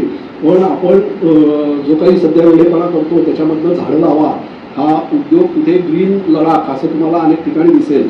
तर तो ग्रीन म्हणजे आत्ताच्या सध्याच्या राजकीय याच्यातलं नाही आहे, तर झाडं लावा ग्रीन हा अर्थाने ग्रीन लडाख आहे. आणखी अतिशय मोठ्या प्रमाणात लेहमध्ये सुरुवातीला मिलिटरीनी झाडं लावली. आणखी त्याच्यानंतर अनेक ठिकाणी हा प्रयोग चालू आहे. याने होतं काय की महत्त्वाचं तिथे वरती म्हणजे पाऊस हा सगळ्यांना पावसाचं चक्र माहिती आहे की त्याच्यामध्ये कुठेतरी उंचीवरती ढग आडल्यानंतर तिथे गारवा असेल तर पाऊस पडतो असं त्याचं तत्व आहे. पूर्वी तिथे झाडं नसल्यामुळे म्हणजे असंच शकत नाही कारण पाऊस नाही आहे, त्यामुळे रेता म्हणजे वाळवंटी स्टाईल कोल्ड डेझर्टच आपण म्हणतो. तर तिथलं ते सगळे ढग पुढे सरकणार आणि हिमाचल आणखी त्या प्रदेशात पाऊस मोठ्या प्रमाणात पडणार असं नैसर्गिक चक्र असायला पाहिजे. तर त्या दृष्टीने ती माती तयार झालेली आहे. पण आता जेव्हा आपण तिथे ग्रीनरी केली तर त्या ठिकाणी ते झाडातनं अडकून पाऊस पडलेला आहे, आणखी पडतो. आणखी मग थोडा जरी पाऊस पडला तरी त्या मातीला ती सवय नसल्यामुळे ती माती खाली नसून येते. तर हा तुम्हाला तिथे आपण जिओलॉजीचा विचार न करता तिथल्या इकॉलॉजीचा विचार न करता केवळ आपल्याला वाटते माणसाला की झाडं ऑक्सिजन देत आहेत आणि झाडं लावलं म्हणजे आपण पर्यावरणाचं काम केलंय, तर हे चुकीची गोष्ट आपल्याला बघायला मिळते. तसंच एक ग्रासलँडवरती म्हणजे आता ग्रासलँडचं उदाहरण दिलं तर आपल्या पुण्याच्या आजूबाजूला अनेक ग्रासलँड आहेत, पर्जन्य छायेचे प्रदेश आहेत. खरं तर जर तुम्हाला झाडं म्हणजे काहीतरी रोपण करायचं आहे तर तुम्ही तिथे ग्रासेसचं रोपण करा, तर त्याच्याऐवजी कष्ट न करता तिथे आपण झाडं लावतो आहोत, म्हणजे कष्ट करतोय, आपली वाया घालवतोय इतके श्रम, आणखी तिथे दुर्दैवाने झाडं लावतो आणि ती ग्रासलँड नष्ट करून तिथे आपण त्यांना उडी याच्यामध्ये कन्वर्ट करतोय. आणि मग तिथल्या वुल्फनी, तिथल्या हायनांनी, तिथे येणाऱ्या 220 पैकी ज्या रानावरचे पक्षी त्यांनी जायचं कुठे. तर हे आपण निसर्गाकडे मानवी दृष्टीने बघतोय आणि त्याच्यातनं या अशा प्रकारची दुर्दैवानी गोष्टी घडताना बघायला मिळतात. दोन अनुभव सांगते माझे. बांधवगडला आम्ही गेलो होतो वाघ बघण्याकरता. तर तिथे जे जंगल आहे ते जंगलाच्या मध्ये चौपाटी तत्सम एक प्रकार केलेला होता. म्हणजे गाडी निघाली आमची हॉटेलमधनं की ते तिथे आणून एक अर्धा तास सुद्धा नाही तिथे आणून उभे करायचे आणि आता इथे आधी तुम्ही चहा पाणी करा आणि म्हणून एक अर्धा पाऊण तास इथे ब्रेक द्यायचं. आणि नंतर तो जो आमचा ड्रायव्हर होता तो नुसता इकडून तिकडे गाडी पळवत होता की बघायचं तुम्ही देखा क्या देखा का देखा का, आणि त्यांनी काही दाखवलं नाही. आणि त्याच्या उलट मला गीरमध्ये आम्हाला अनुभव आला की त्यांनी सांगितलं होतं की तुम्हाला सिंह बघायला मिळेल पण नाही बघायला मिळाला तरी वाईट वाटून घेऊ नका. त्यांनी आम्हाला त्या गाईडनी इतकी आम्हाला झाडं जंगल बघायला मिळालं. बांधवगडमध्ये आता परत गेलात तर फरक जाणवेल, कारण आता जस्ट आम्ही ट्रेनिंग बांधवगडचं आमच्याकडे नव्हतं इतके वर्ष, तर बांधवगडचं ट्रेनिंग करून आम्ही जस्ट पुण्यात आलोय. सो मधला पॉईंट जो आहे त्याचं काहीतरी मिसअंडरस्टँडिंग आहे. मधला पॉईंट जो आहे त्याला सेंटर पॉईंट म्हणतात. आणि प्रत्येक जंगलामध्ये तुम्ही कान्हाला गेलात तर कान्हामध्ये आहे, पेंचला गेलात तर अलीकट्टा म्हणून आहे. हे कशासाठी आहे तर बेसिकली बांधवगड किंवा मध्य प्रदेशमध्ये सफारी टायमिंग आहे 6 ते 11:30 आहे. सो नॉर्मली 9, 9:15च्या आसपास हे सगळेजण मधल्या एका ठिकाणी येतात जिथे ब्रेकफास्ट ऑर्गनाईज केला जातो. पण आपल्याकडे पेशंट असतात, काही वेळेला सकाळी खाल्लेलं नसतं. सो हां मग ते चुकलं आहे. पण नॉर्मली असं असतं की 6ला एंटर केल्यानंतर 8:30, 9 पर्यंत जर का सायटिंग नसेल तर ते एक सेंटर पॉईंट आहे जिथे नुसतं खाणं अपेक्षित नाहीये, तर आजूबाजूला काय काय दिसतंय का वेगवेगळ्या एरियाजमधनं लोक आलेली असतात. सो हा फरक आता तुम्ही गेल्यानंतर जाणार, कारण आता आम्ही याच्यावरूनच भरपूर बोलून आलोय. आणि दुसरं काय आहे की अनफॉर्च्युनेटली आपल्याकडे फॉरेस्ट डिपार्टमेंटमध्ये एक ट्रेनिंगमध्ये एक लूपहोल आहे मोठा, तो म्हणजे गाईड्सना ट्रेनिंग दिलं जातं, ड्रायव्हर्सना नाही. मला असं वाटतं ड्रायव्हर खूप महत्वाचे असतात, कारण त्यांचं कोऑर्डिनेशन खूप महत्वाचं आहे. आणि बऱ्याच वेळेला असं असतं की गाईड बिचारा मागे बसलेला असतो, त्याचं कोणी ऐकत नाही. आणि हाच आपलं विटामिन एम नावाचा प्रकार असतो आपल्याकडे, ज्याच्यासाठी सगळ्या गोष्टी घडत असतात. तर त्या विटामिन एमसाठी म्हणजे टायगर दिसलं की विटामिन एम चांगलं मिळतं, म्हणून हे सगळे ड्रायव्हर्स खूप पळवत असतात. पण ते यावर्षीपासून तुम्हाला हा बदल नक्की दिसेल. पण हे जे आम्हाला तिथे मध्ये चौपाटी दिसली ना ती बाकी आम्ही बंदीपूरला गेलो होतो सगळीकडे नाही आता त्यांनी ना नाही आता सगळीकडे करतायत. कारण काय होतं मुख्यतः की जंगलामध्ये ना टॉयलेटचा हा मुख्यतः भाग आहे. आणि पूर्वी तुम्ही जंगलात कुठे उतरून करू शकायचा, म्हणजे ज्यांची ओपन एअरवर करायची तयारी आहे त्यांना. पण आता तुम्हाला तयारी जरी असली तरी आता खाली उतरायला परवानगी नाही. तर त्यामुळे एक पॉईंट असावा. बंडीपूरला का दिसणार नाही, कारण टायमिंग परत 6 दीड ते 11:30 आहे टायमिंग. त्याच्यामुळे ती नाही आता त्यांचं सकाळी 6 हां आता तुम्हाला सांगतो की 6 ते 11 टायमिंग आहे, आणखी संध्याकाळचं आहे. तर त्यामुळे संध्याकाळच्या यायला ते तिथे नेत नाही, सकाळच्या यायला नेतात आणखीन, कारण टॉयलेटची सोय फक्त तिथेच आहे. तर त्यामुळे आणि तुम्हाला रस्त्यात उतरायला परमिशन आहे. आणि मग आता त्यांनी जो हे काय केलं की आता परत स्थानिकांना अजून काहीतरी हे मिळायला पाहिजे, तर म्हणून त्यासाठी त्यांनी त्या जे तिथे जे आत राहणारे गावातली लोक आहेत ना त्यांना ते वेगवेगळे मॅगी किंवा चहाचे स्टॉल करायला दिलेत की ज्यातनं त्यांना पण परत एकदा उत्पन्न मिळू शकेल. तर हे लोकांना याच्याशी म्हणजे उत्पन्न याच्याशी मिळणं हा कारण खूप महत्त्वाचा भाग आहे त्या लोकांना. म्हणजे तर तुम्ही आता लक्षात घ्या की जेव्हा टायगर रिझर्व तयार झाले ना तर तेव्हा नियम असे आलेत की त्यांना त्याच्या बाजूने एक इको सेन्सिटिव्ह झोन केलेला असतो. आणखी त्या इको सेन्सिटिव्ह झोनमध्ये तुम्ही कुठली इंडस्ट्री आणू शकत नाही किंवा तिथे अशा कुठलेही कारखाने किंवा काही गोष्टी करू शकत नाही. म्हणजे आता उदाहरणार्थ मी पन्नाचं उदाहरण देईन तर त्या ठिकाणी मजगाव नावाचं एक पन्ना म्हणजे आपण हिऱ्याची खाणीसाठी ओळखतो ना, तर मजगाव नावाचं गाव आहे, तिथे भारतातली सगळ्यात मोठी हिऱ्याची खाण होती. आता इतक्या वर्षातनं त्याचं सर्व प्रॉफिटेबल असे हिरे काढून झालेले आहेत, पण अजूनही त्या जंगलात खाली हिरे आहेत, तर त्यांना पुढे सरकायला पाहिजे. पण आता तो इको सेन्सिटिव्ह झोन असल्यामुळे त्यांना पुढे सरकायला आता परमिशन नाही आहे. एकेकाळापर्यंत 17,000 लोक त्या मजगावच्या ह्याच्यावरती नोकरी, म्हणजे ते अर्थातच बाहेरला आलेली लोक होती. आज तिथे केवळ 50-100 लोक आहेत की जे शेवटचं त्याचं गुंडाळण्याचं काम करतायत, म्हणजे एवढे लोक तिथनं गेली. त्याचबरोबर तिथे दगड आहे पन्नामध्ये की जो अख्ख्या भारतभर जायचा आणि कोट्यवधी रुपये त्या लोकांना त्यातनं उत्पन्न मिळायचं. पण परत आता इको सेन्सिटिव्ह झोन आल्यामुळे आज खूप जवळच्या एरियामध्ये खाणकाम करता येत नाही, त्यामुळे त्या लोकांचं उत्पन्न बुडलं आहे. तर मग आता त्यांना काहीतरी कॉम्पेन्सेशन द्यायला पाहिजे, म्हणून अशा वेगवेगळ्या गोष्टी फॉरेस्ट डिपार्टमेंट त्याच्यामध्ये करत असतं. हा सगळ्यात महत्त्वाचा भाग आपल्याला त्यात बघायला मिळतो. आणि दुसरं जे गाडी पळवण्याचा भाग आहे ना, तर त्याला मी जे सांगितलं ना की ते 2 आपली म्हणजे महाराष्ट्रीयन आणखी बंगाली सोडले तर बाकीच्यांना फक्त आणि फक्त टायगर बघायचा असतो, आणि ते जर त्यांना दाखवलं नाही तर ते पैसे देत नाहीत. म्हणजे टीप एक त्यांना आपल्या दृष्टीने 100 रुपये आपण देतो, पण ते त्यांच्या दृष्टीने खूप आहे. म्हणजे विचार करा तुम्ही की आज 450 रुपये त्याला एका याचे सफारीचे मिळतात. फक्त ताडोबा असेल किंवा बांधवगड की जिथे आज टायगर दिसतोय, तर तिथे हे आज सफारी खूप मोठ्या प्रमाणात होतात, सर्व बुकिंग होतं.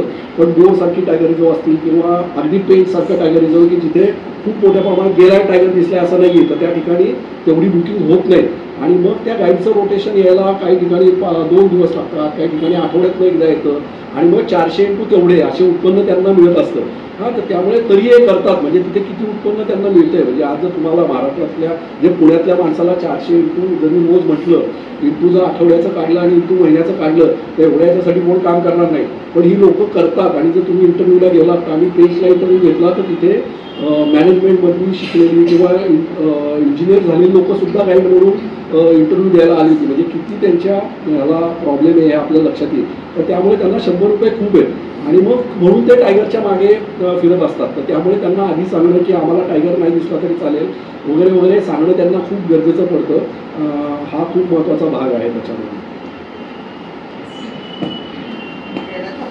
अजून एक शेवटचा प्रश्न. नवीन आहे याच्यामध्ये आणि सुरुवात करायची आहे, जंगल बघायचंय, तुम्ही काय सांगाल की एका बिगिनर लेवलनी कुठल्या जंगलापासून सुरुवात करायची? नाही, खरं तर कुठल्याही जंगलातनं करणं म्हणजे सुरुवात करणं योग्य आहे. फक्त कोणतरी सगळ्यात म्हणजे कुठल्या जंगलात करणं हा मुद्दा महत्त्वाचा नाही, तर कोणाबरोबर जाणार हा सगळ्यात महत्त्वाचा प्रश्न त्याच्यात आहे. आणखी ज्यांच्याबरोबर जाणार आहेत तर ते तुम्हाला निसर्गाची सगळी गोष्टी दाखवणार तो माणसाबरोबर जाणार आहात का फक्त टायगर दाखवणाऱ्या माणसाबरोबर जाणार आहात, हा बघून तुम्ही जा असं मी याच्यातनं सांगेन. आणखी मग सगळं दाखवणारा माणूस ज्याचा असेल तर तुम्हाला जंगलाच्या वेगवेगळ्या गोष्टींची नॉलेज होईल, आणखी त्याच्यामधली गमती तुम्हाला कळतील, आणखी मग जंगल बघण्याची वेगळी दृष्टी येईल. आणखी मग टायगर वगैरे तर बाकी दिसणारच आहे सगळ्या गोष्टी. जंगलात करून काय शिकलं तर सर्वायवल. मग मी सांगितलं सर्वांना पुढे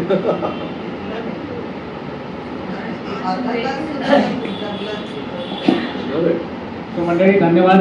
आपल्या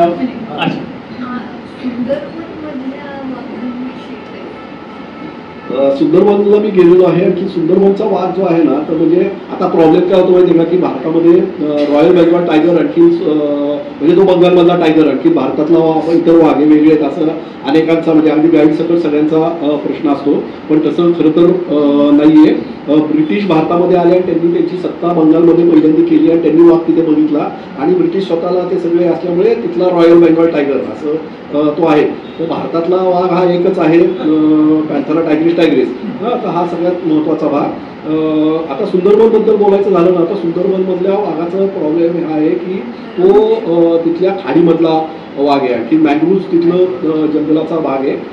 तर त्यामुळे होतं काय की तिथे रोज भरती येते. म्हणजे सगळ्यांना माहिती आहे की खाडीमध्ये समुद्राचं पाणी आत येतं बाहेर जातं, त्यामुळे माती पण हलत असते, पाण्याची लेवल पण अपडाऊन होत असते आणि ते पाणी ब्रॅकिश असतं. तर ह्या सगळ्याचा परिणाम म्हणून तिथे ग्रासलँड भरपूर नाही. म्हणजे फक्त तुम्हाला त्या याच्याबद्दलचं हॅबिटॅटबद्दल सांगतोय.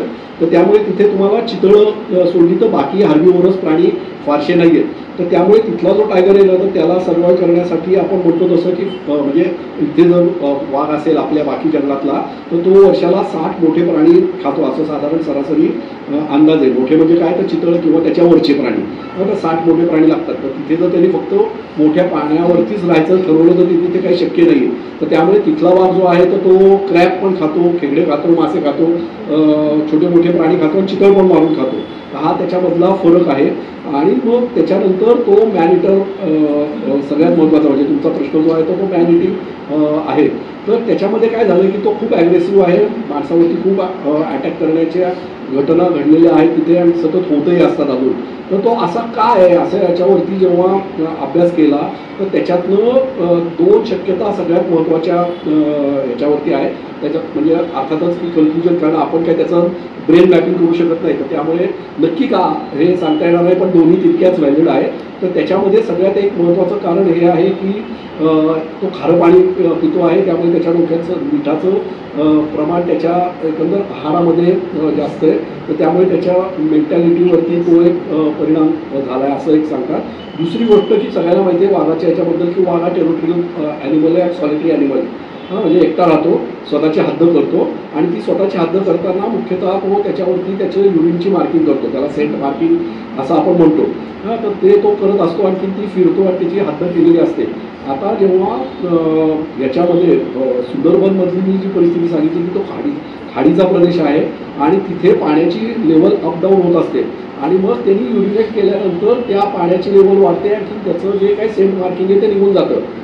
तर त्यामुळे त्या वाघाला हा तो संदेश त्यांनी इतर वाघांना दिलेला असतो की इथे माझी हद्द, तुम्ही त्या माझ्या हद्दीत यायचं नाही आहे. तर आता त्या तिथल्या वाघाला त्याचं युरिनेशनचं मार्ग गेल्यामुळे सतत त्याच्या डोक्यात हे असतं की दुसऱ्या वाघाला मी इथे आहे हे कळणं शक्य नाही आहे.